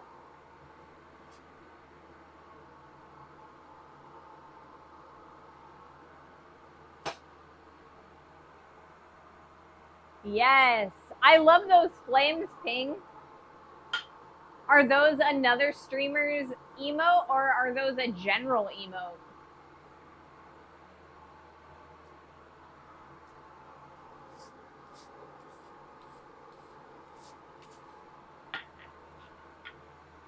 Oh, they're yours. Awesome. Very nice, very nice. I really wanted to do an animated emote with, like, you know, pixel flames.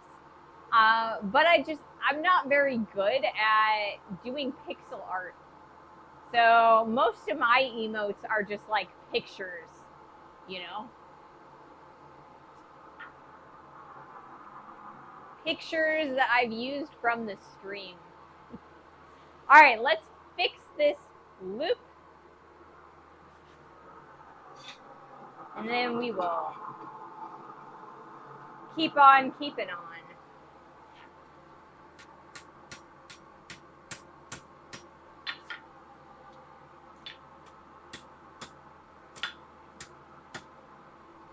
It's a little bit, the hole's a little bit small, but I think it'll be all right. So there we go on that. All right, so I am gonna keep that right there, or I'm gonna drop it on the ground. That's good too. I can do that. It is not very well balanced right now. There, I'll put it like that. Okay. Your emotes are awesome. See, I try. Okay. We are going to be switching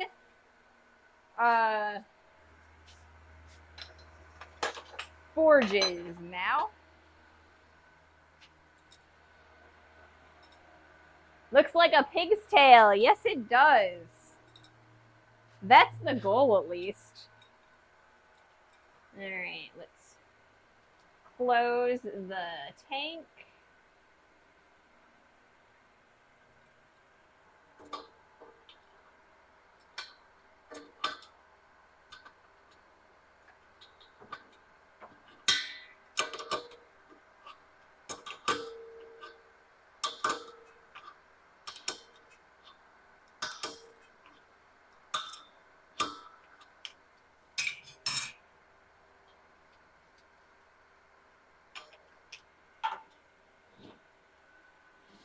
Yeah, we still got plenty of gas in there. That'll be real nice. Okay. Now, we're going to hook up the big forge.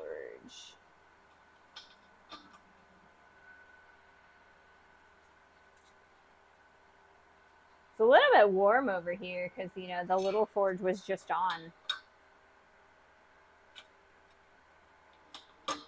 So normally when I'm actually doing this, what I'm doing is changing the tank to the same forge. But this time, we're changing forges. All right. Okay.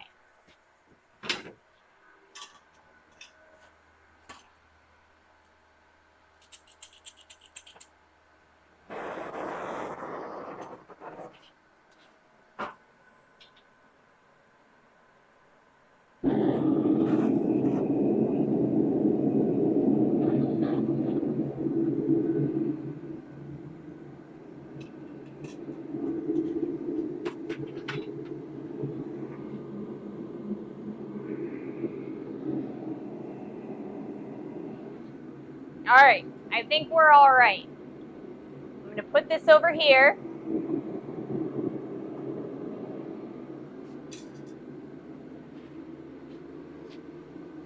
And I'm going to mute my mic. And I'm going to transition to my Be Right Back screen. The Be Right Back screen is not long enough, but it'll be there for a little bit.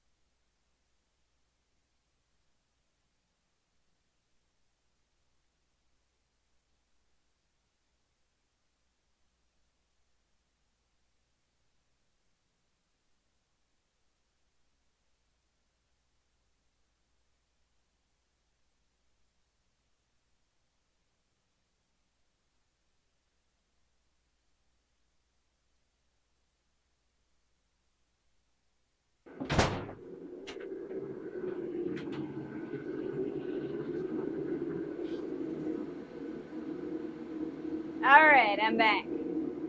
I think. I think I'm back. Am I back? Test, test, test. Test 1, 2. It doesn't say I'm back. Oh wait, that's the wrong one. Oh God.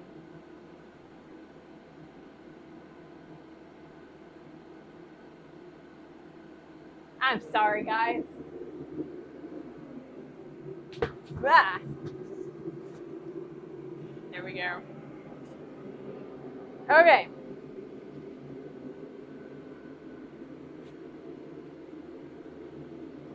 As I mute.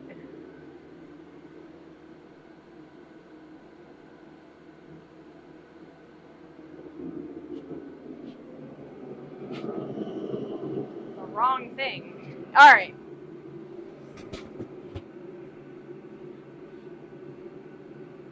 This happens to me when I am turning on the stream all the time. All right, there we go. You hear me. All right, cool.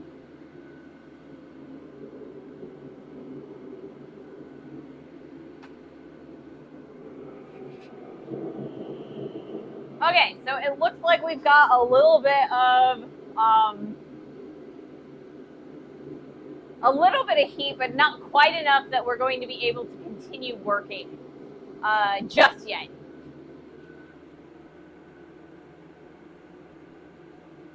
What is my next tool that I wish to get? The next tool, what type of tool? Are we talking anything, or are we talking just like, you know, big tools?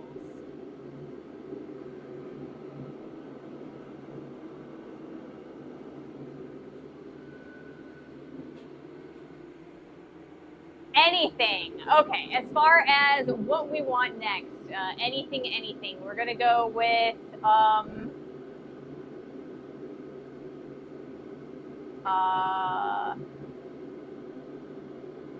I think I want to hold down.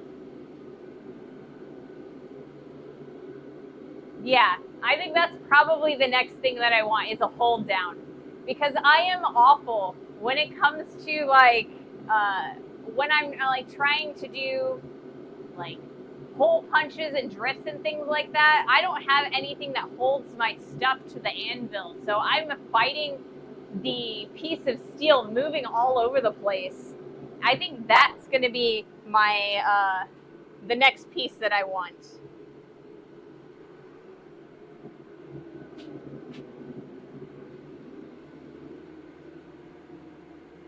I think getting that hot cut made was a really big step. Yeah, it works beautifully. I haven't cleaned it up or anything, but it's awesome. I mean, I missed the nails a couple times when I was trying to cut them off, and I actively, like, it's still relatively sharp. It didn't lose any of that when I made the nails, so.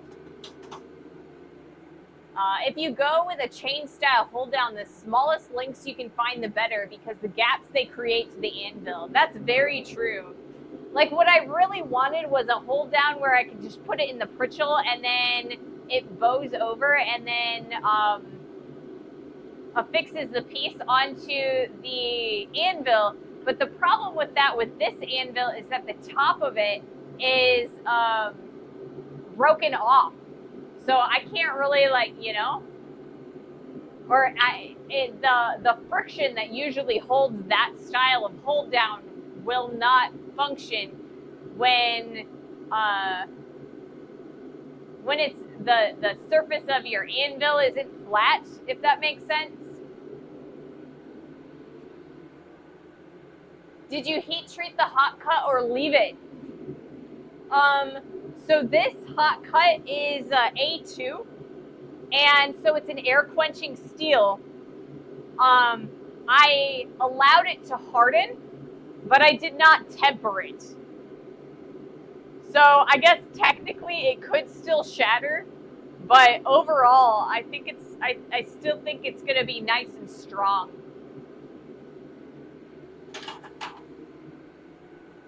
If your pritchel hole is 1/2 inch, a damp hay fork tine has a built-in hold down with just one bend for a shaft.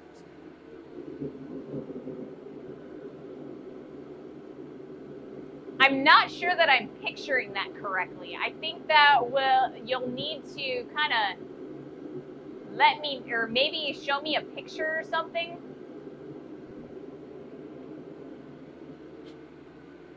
Yeah. So we've got an ad starting up shortly. Once that ad is done, I will start working on the spatula blade. What we're going to do is we're going to kind of flatten it out a little bit, about halfway, and then we're going to switch hammers into, instead of using a rounding hammer, we're going to start using a cross peen hammer. I'll post it in the Discord. Thank you. That's awesome. I definitely need that. I think I'm going to change angles so that you guys will be able to see the blade be made easier. Maked? I don't know where my brain is.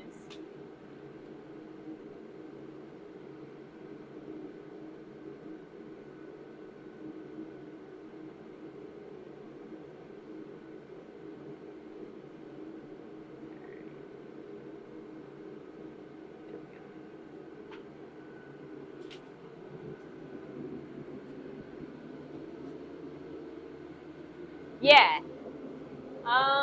Let's see. Okay, so we've got an ad in about 2 minutes. And then it's about a minute and a half ad that I have, I think. So, okay, so what is going to happen is we'll have enough heat by the time the ad is done so that we'll be able to continue. Sorry, I'm a little bit discombobulated because I took a small break. I'll pick it back up again in a few minutes, I think.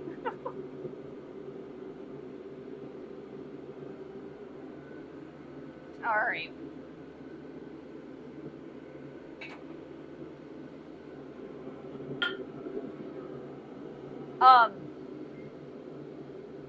So yeah, I think that a hold down is my the next tool that I really want to get a hold of.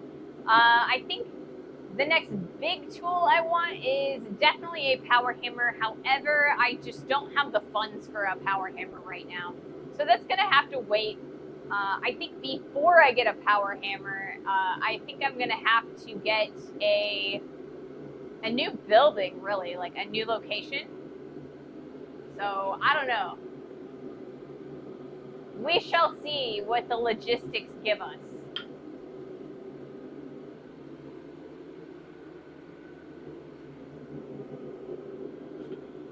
I wouldn't mind being sponsored by Coalforge.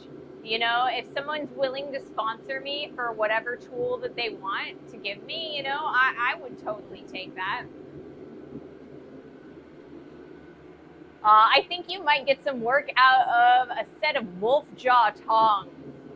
Yeah, I think those would be good too. I tend to make a lot of bolt jaw tongs because I really like to be able to choke up on my pieces. But I do think wolf jaw tongs would be good because they're more universal than my bolt jaws tend to be. So I do think you're right. I think a set of wolf jaw tongs would be good. I don't know. Who knows? Maybe I'll get a set at Quad State, or maybe I will make a set. Oh, I'm out of water.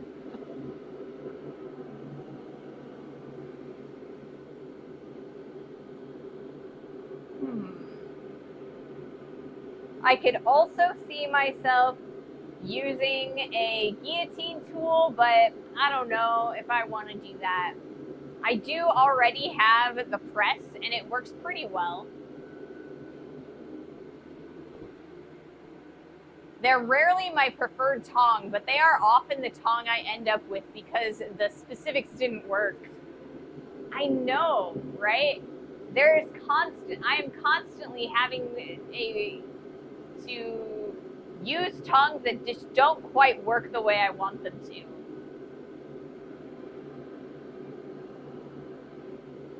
It's annoying, you know?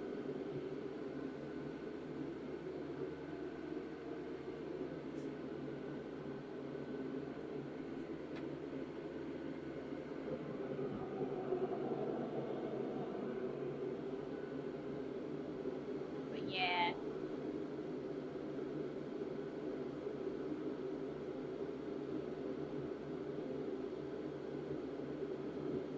All right, the ad is over. So yeah, like I said, Jack, I am constantly finding that getting I start with a set of tongs and I think they're gonna work beautifully, and then they just don't work the way I want them to. So I'm constantly like switching tongs, and none of them ever seem to work right. So I mean, wolf jaws are pretty universal. All right, let's start on this spatula blade.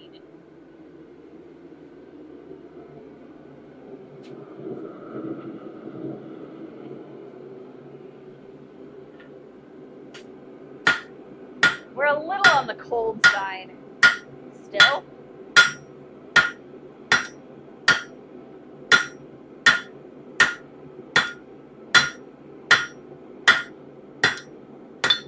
Yeah. But I think it'll be all right.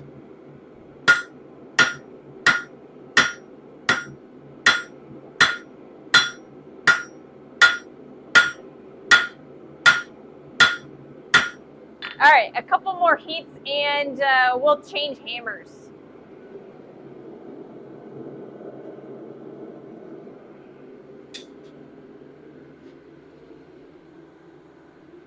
I need to be a little bit more patient when I'm taking material out of the forge. We're still a little on the cold side. I thought we would be all right, but we're not. Give me 1 second.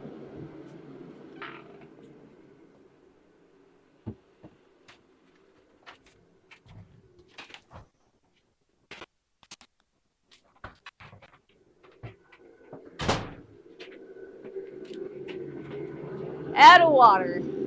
It's time for some Gatorade.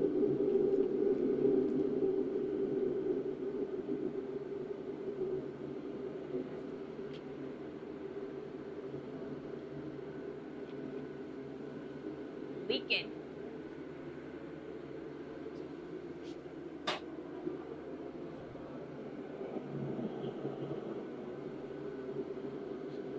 So yeah, the problem with the big forge is that it just doesn't quite get as hot as the little forge. But I don't think that we're going to be able to get the spatula blade done in the little forge. You have to count at least 20 burned fingers before taking it out. 1 burned finger, 2 burned fingers, 3 burned fingers. But yeah, I definitely need to be a little bit more patient with things. Patience is not my virtue. Everything has to be done very quickly and prompt. Part of the reason why blacksmithing is so relaxing, because it forces me to be patient. You know, when things aren't hot, they're not hot. You know, I don't get to choose. I think I might change my hammer a little bit early though. And we'll keep on using the big, or like the rounding face, but it'll give me a little bit more weight. Boo! That's when you do 2 projects at once. So one is heating while you work on the other. Yes. See, I used to do that before I got sick, but my problem is that I got sick, you know? And I just don't have the stamina that I used to, and so I have to be really careful about preserving my stamina. And the heat, when I have to wait for my piece, that's a natural break for me to rest a little bit. What is the heaviest hammer I use? This is a 3-pound hammer. which is just over 1 kilogram. And that's about the heaviest hammer that I personally use alone. Back when I was still more healthy, I did use some 8-pound sledges, but I wasn't the driver. I was just a striker at that point. That would be a hammer that's similar to this one right here. This is a striker hammer. I still have this, but I don't use it because I just don't have the stamina to use it.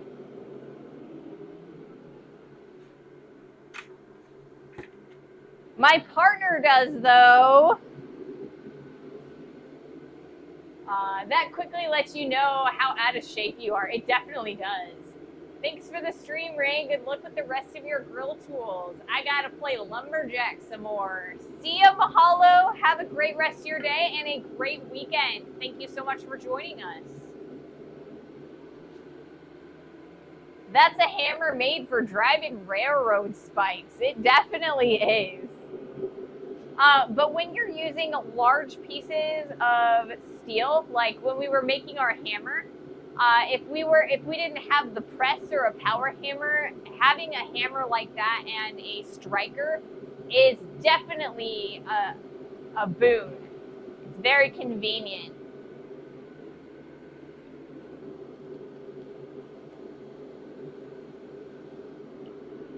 Speeds up the process quite a bit. I had to take away one of my dogs. There we go. Alrighty. Let's do our next heat. Do I have an auto hammer? I have a press. I do not have a power hammer or an auto hammer. Unless you consider my partner an auto hammer.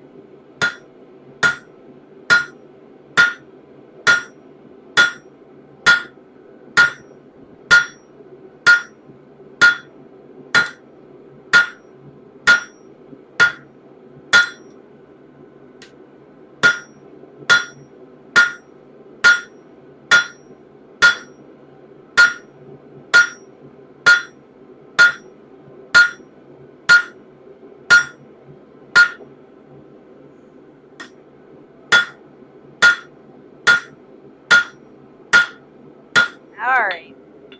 So we can definitely see that we're widening out this direction and thinning out that direction. We are getting a little bit of a sucking in happening in the center area. So we're going to have to correct that before we move on. We definitely don't want to fish lip the outside edges.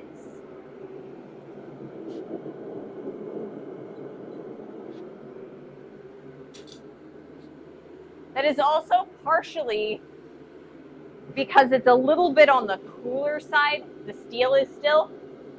I'm still doing heats, but the forge itself isn't quite up to temperature. So we have to be a little bit more careful. Do things a little bit slower and things.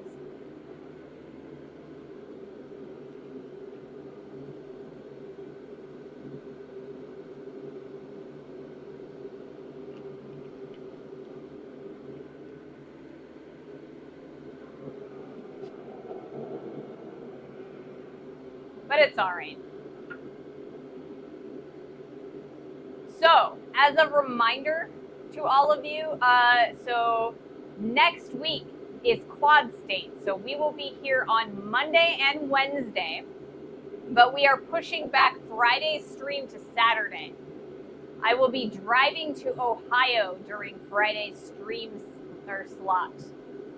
So we are going to push it back one day, and I will be streaming live from Quad State, which is a regional blacksmithing conference. I'm really excited to go. So it takes place in Ohio, and I mean, people come from all over the country for it. But it should be a good time. I will also keep you posted about the Monday after Quad State. Sometimes when I go out to things like this. I have to cancel the Monday stream as well, just because I need that extra day to recover. But I will keep you guys posted on that. I don't want to guarantee cancel it until I am a little bit closer and kind of know how I'm feeling.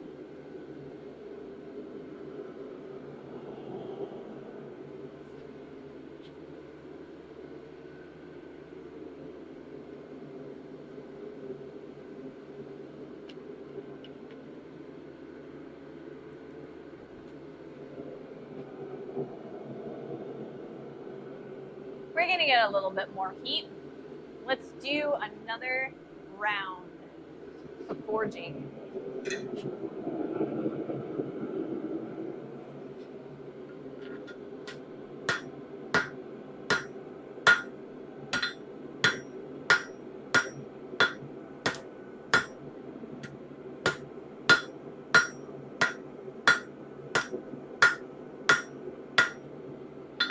So I'm really just correcting the fish lipping that's going on right now. I'm not really forging this out because I want all of the forging to go the other direction.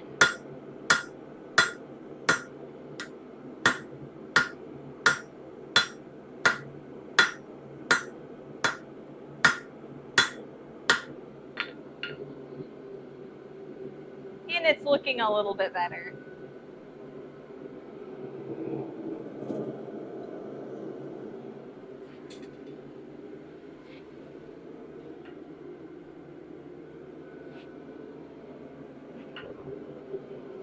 Alright, I am going to take a look at one of my cameras real fast.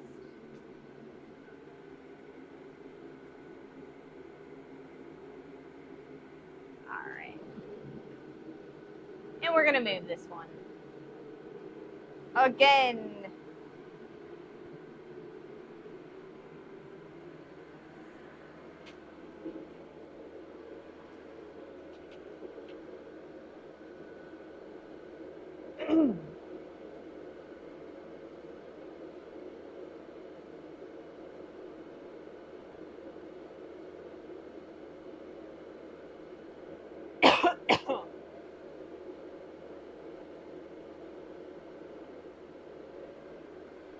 Inhaling spit.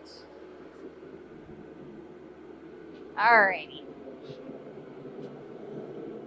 Once that's heated or nice and heated up, I will do my next heat. We're gonna flatten it out just a little bit more, and then we will start drawing it out, widening it out.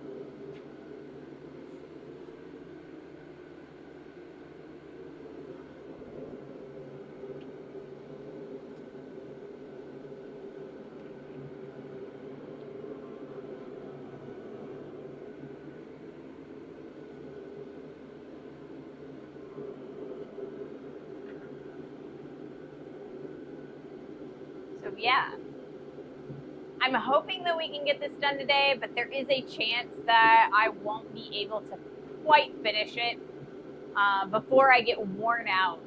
The 3-pound hammer is a little bit, overall it can get a little bit exhausting after a while, and we've already been going for a decent clip, so I will forge for as long as I can.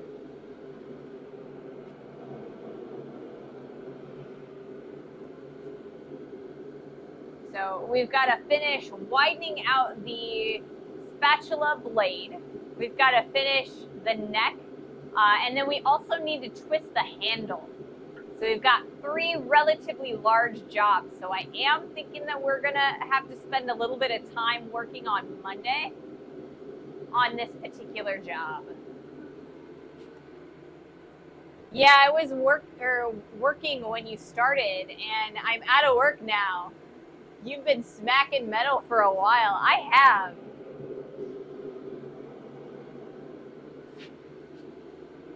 I was hoping I'd be able to finish it, but I don't know that it's gonna happen. But that's all right.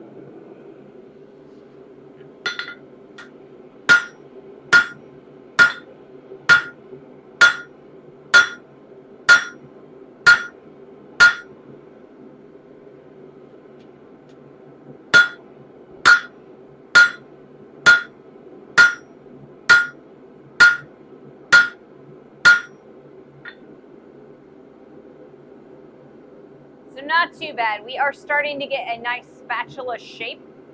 It is a little bit wonky or cattywampus. So let's correct that just a little bit here.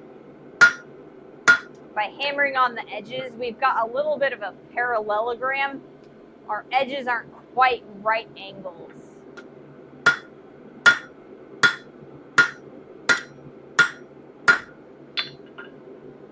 All right, so from here,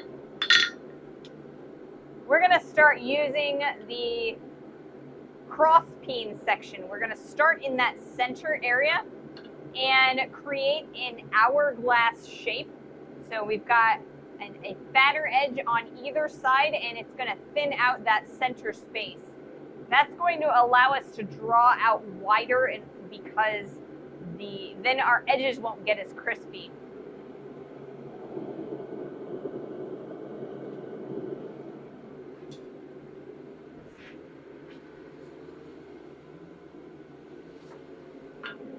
Crispy edges.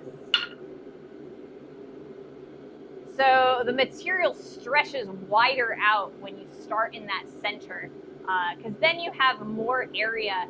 You're kind of pushing material outwards. If you start on those edges, they start getting crispy and they'll start cracking on you before you've gotten your full width.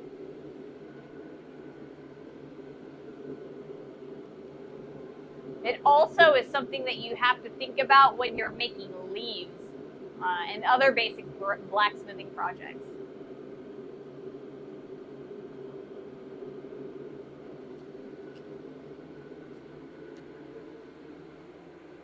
Welcome to the stream, Karu Emmy. Hello, sounds interesting. Yeah, we are making a spatula from a single piece of steel. I started with a 12-inch long rod of 5/8 inch square stock. For those of you who are out in the far reaches and not in the US, that is 30 and some change centimeters long and 15.88 millimeters wide. Oh, cool. Yeah, so the design is kind of this. So we're making a full grill set, and we've already made two pieces. This is a grill fork. It's a two-pronged fork. And then this right here is a steak flipper. So how this works is that loop, you kind of skewer your steak by turning that hook, and then you can flip the steak. They're a little bit interchangeable. I like this one better, but some people like this one. So the goal is to make a full set with tongs and a spatula to go with these two.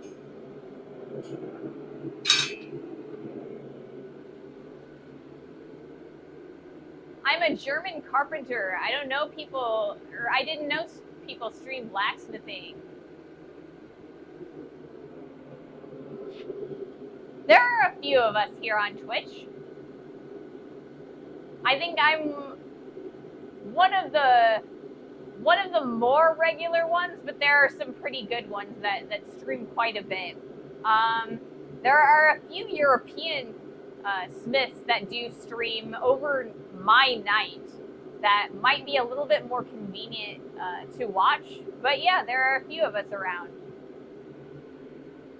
I do my best to support as many of them as possible, but like I said, I sleep overnight, so.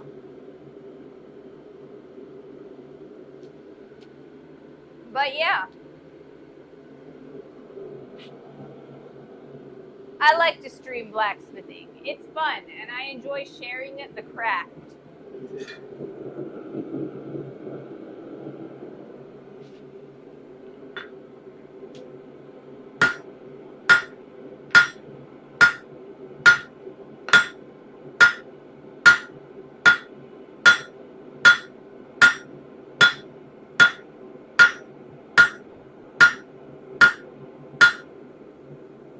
So my blows are initially going to be a little bit on the slow side.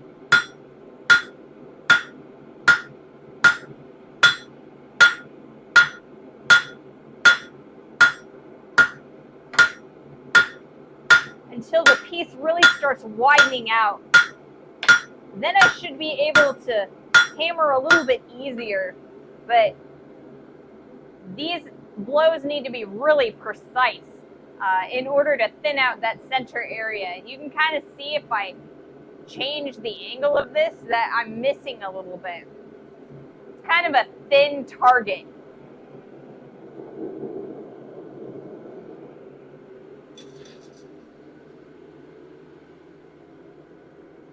I love the crafty type streams. There don't seem to be as many as there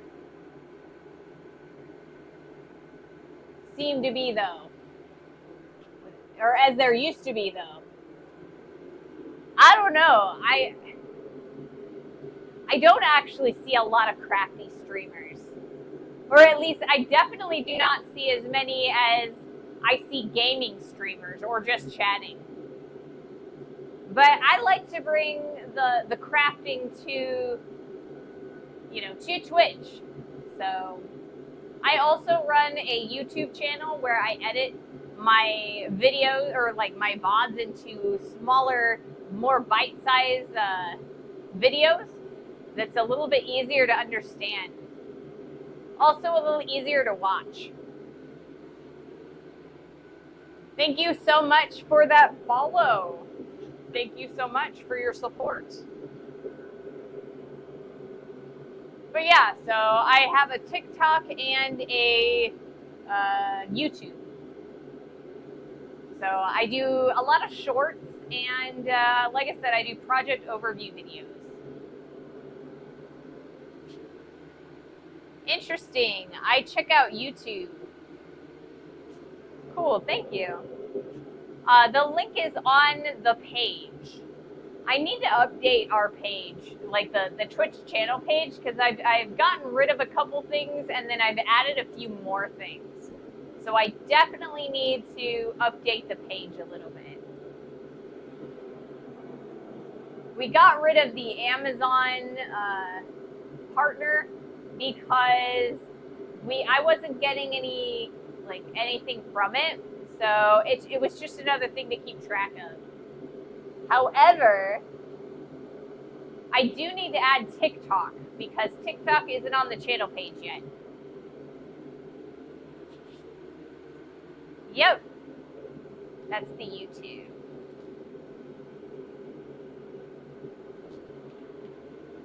I'm not nearly as active on Instagram as I want to be, but I'm trying to change that.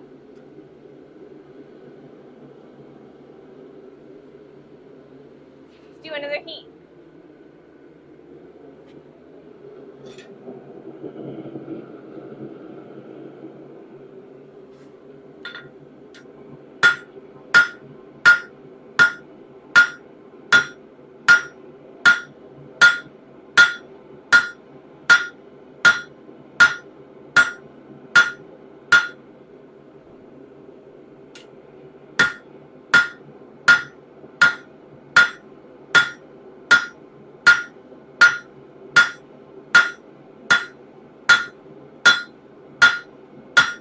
Yeah, we've got a long way to go with this guy.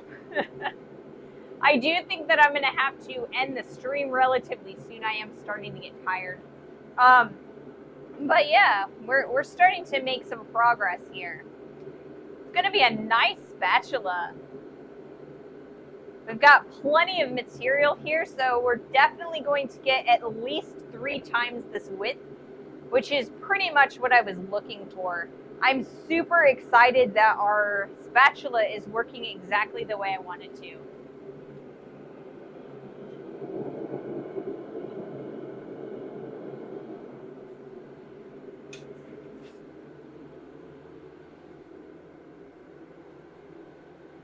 One prime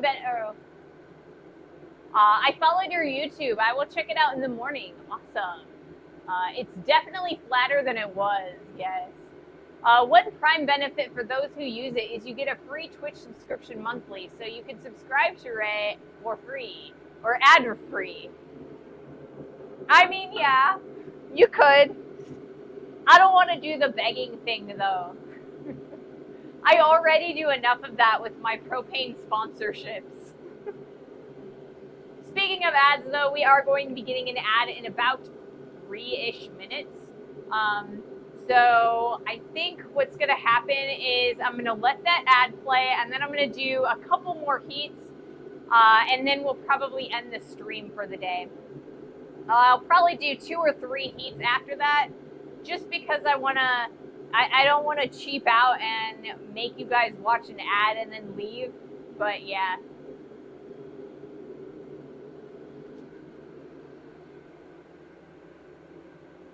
Yes, a hammer. We also have some decent emotes for the subscribing to the channel. I take little screen, or I guess like little 3-second clips of our stream, and I turn them into emotes. So some of those are kind of cool.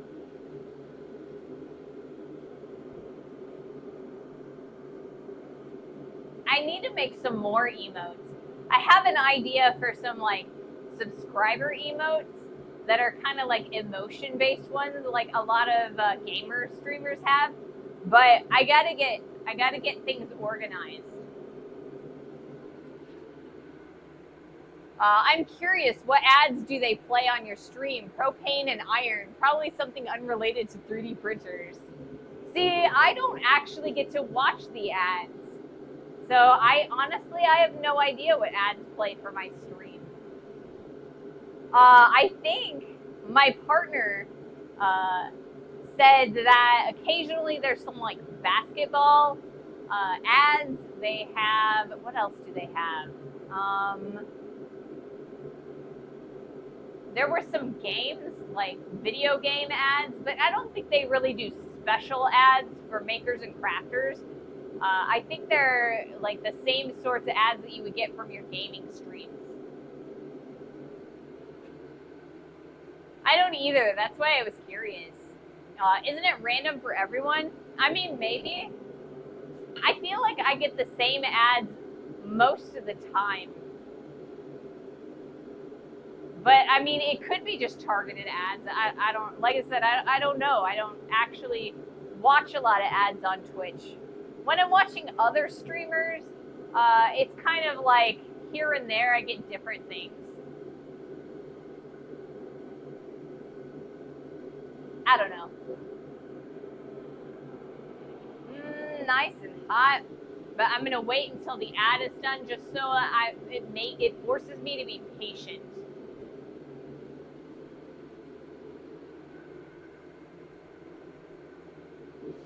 Patience is a virtue, one that I don't have a lot of.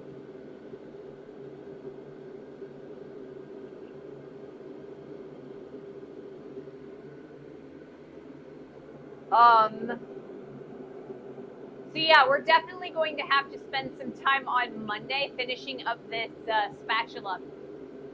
I believe that I don't think it'll take the whole stream, but it could. There's always a chance of that. I have a tendency to, talk a lot, so I might end up making it take a full stream. Otherwise, we are going to be starting our grill tongs on Monday after we're finished with the spatula. I mostly get movie trailers. Interesting. Yeah, like I said, I tend to get like games and like basketball and stuff, but I don't do a lot of watching ads.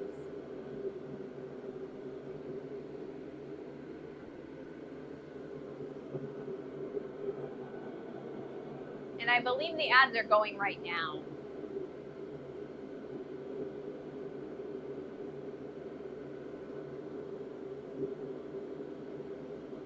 All the things. I am a Prime subscriber, but I am not a Twitch Turbo person. So I do get to subscribe to people, but I do have to watch ads on other people's stuff. Yeah. Oh, I got a car ad. Is it a hydrodynamic spatula with the port and starboard attachments? I think that was the first SpongeBob episode. I remember that SpongeBob episode. I don't actually have plans for attachments. I mean, maybe a future design, but not this time.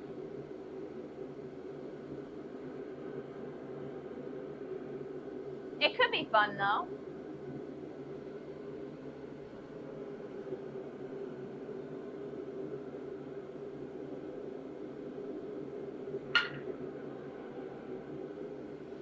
All right, so the ads are over now, so I am going to do another piece.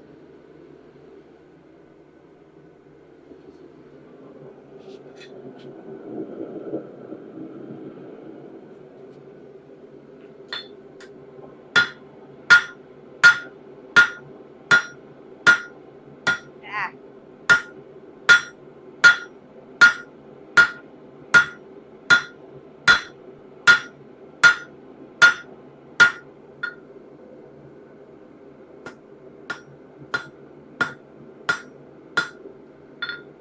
I missed and hit the edge. Got to be careful about that.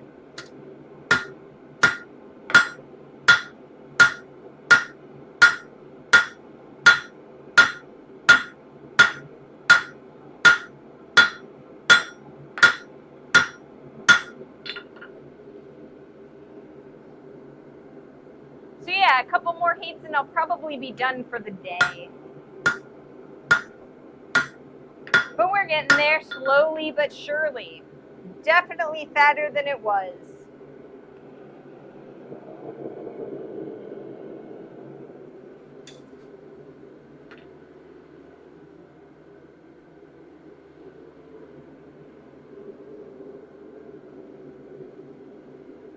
Every once in a while, the scale jumps up and hits me in the hand.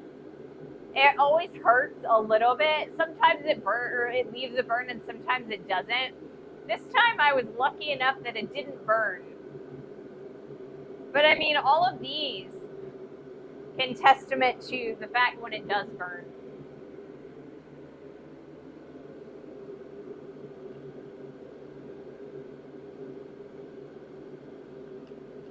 All right.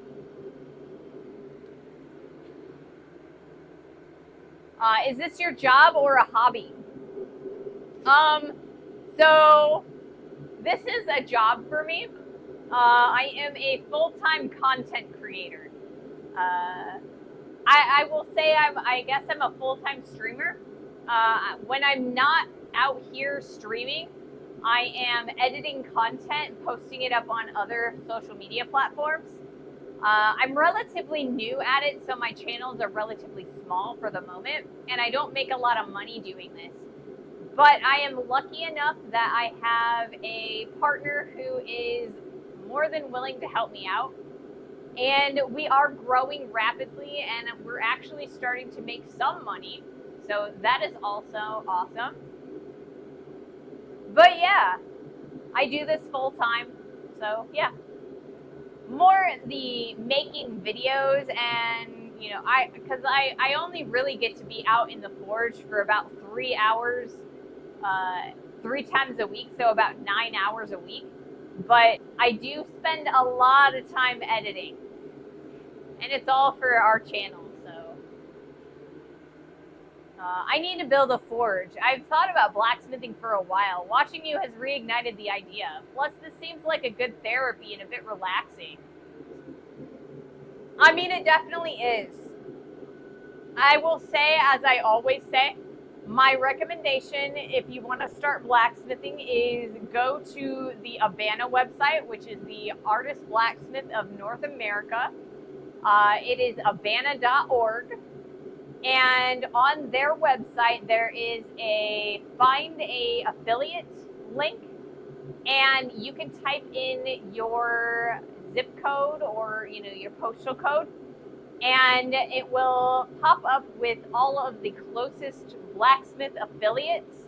And it includes not just United States and Canadian affiliates, but it also includes like BABA, which is the British Blacksmith Association. The Australian Blacksmith Association is on the Abana website. But yeah, find a blacksmith. Go to a blacksmithing meeting. You know, don't start alone. Start by finding somebody to help you learn, because it is a little bit dangerous, and I would hate to see something happen. Um, so yeah, I always recommend finding somebody to learn from. Blacksmiths are so kind, so giving, and so generous. They'll help you out and they'll hook you up. It's insane how much editing or how much time editing takes. Oh, trust me, it takes a long time. A long time. I'm getting better at it. It's going a lot faster than it has in the past, but it does still take a huge amount of my time.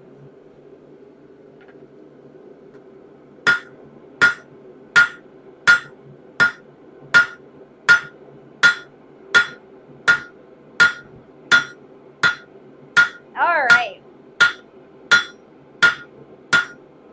It's getting a lot easier to hit the middle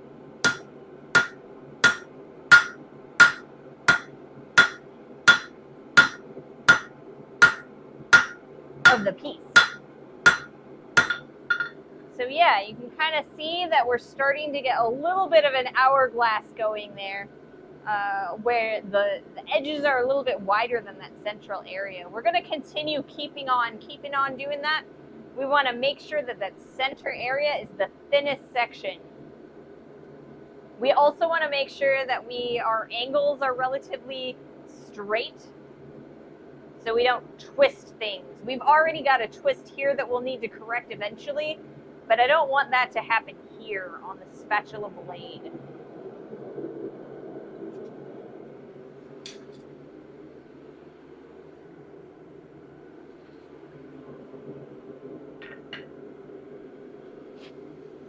Alrighty, I think I'm going to do one more heat today, and then we will continue working on this project on Monday. It's looking like it's going to take quite a bit of time on Monday, so we may not get to the tongs, but that's all right. I had 2 days planned for tongs anyway, so hopefully the tongs aren't going to take as long as I thought they would be.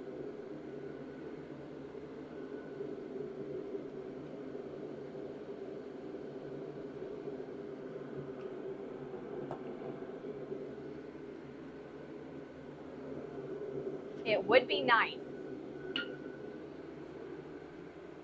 If I try this, I probably already burnt myself or hit my hand. I mean, I won't lie. There is no not burning yourself or cutting yourself in blacksmithing. It will happen. It guarantee you. You will cut yourself. You will smash your thumb. You will burn yourself at some point in your blacksmithing career. If that's not something that you want, or that you're willing to deal with, it's probably not for you. But you can, stay safe and prevent, or I guess lengthen the time between injuries. Make sure that you're being safe, and maybe it will take a lot longer between your burns and blisters and cuts.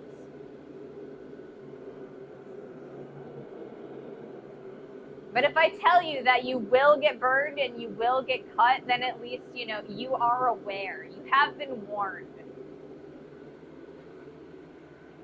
A lot of hands-on jobs, that's the case. Blacksmithing, mechanics, welding, even cooking. Yes. Definitely cooking. I've stabbed myself while cooking. I feel like cooking is kind of dangerous. But I used to be a cook, so it's a little bit it's a little bit different than, when you are cooking in your own kitchen. Well, I am a carpenter. I hurt myself a lot. I mean, carpentry, I really respect carpenters. I am so bad at woodworking. But yeah, it's exactly the same. You are going to smash your finger, you're going to get a splinter, you're going to cut yourself. It's just part of the job.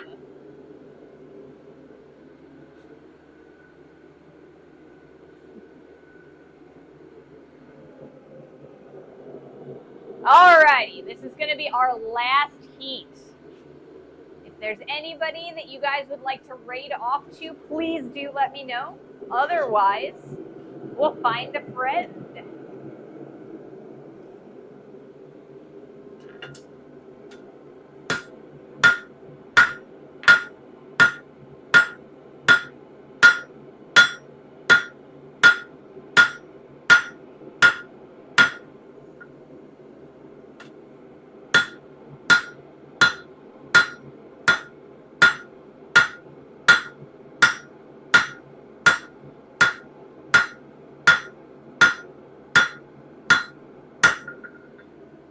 All right. I think that's all she wrote for today, guys. Made some good progress. Super excited about that one. You know what? You guys can't see that. Maybe if I move it this way, you might be able to. Yeah, there we go. Super good progress. I'm really excited about that. Thank you guys so much for joining me today. It's been a blast.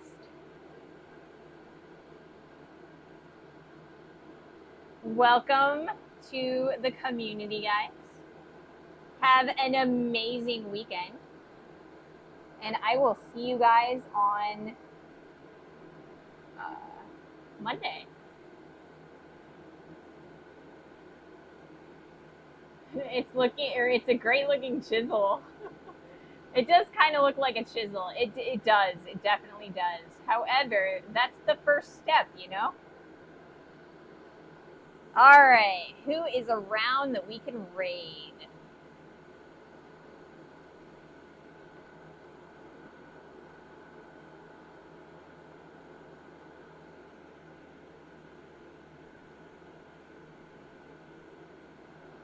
Let's see.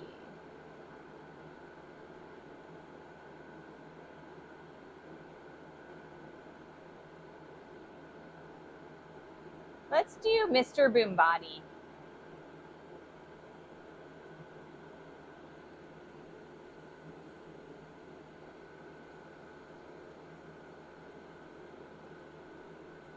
Chainmail.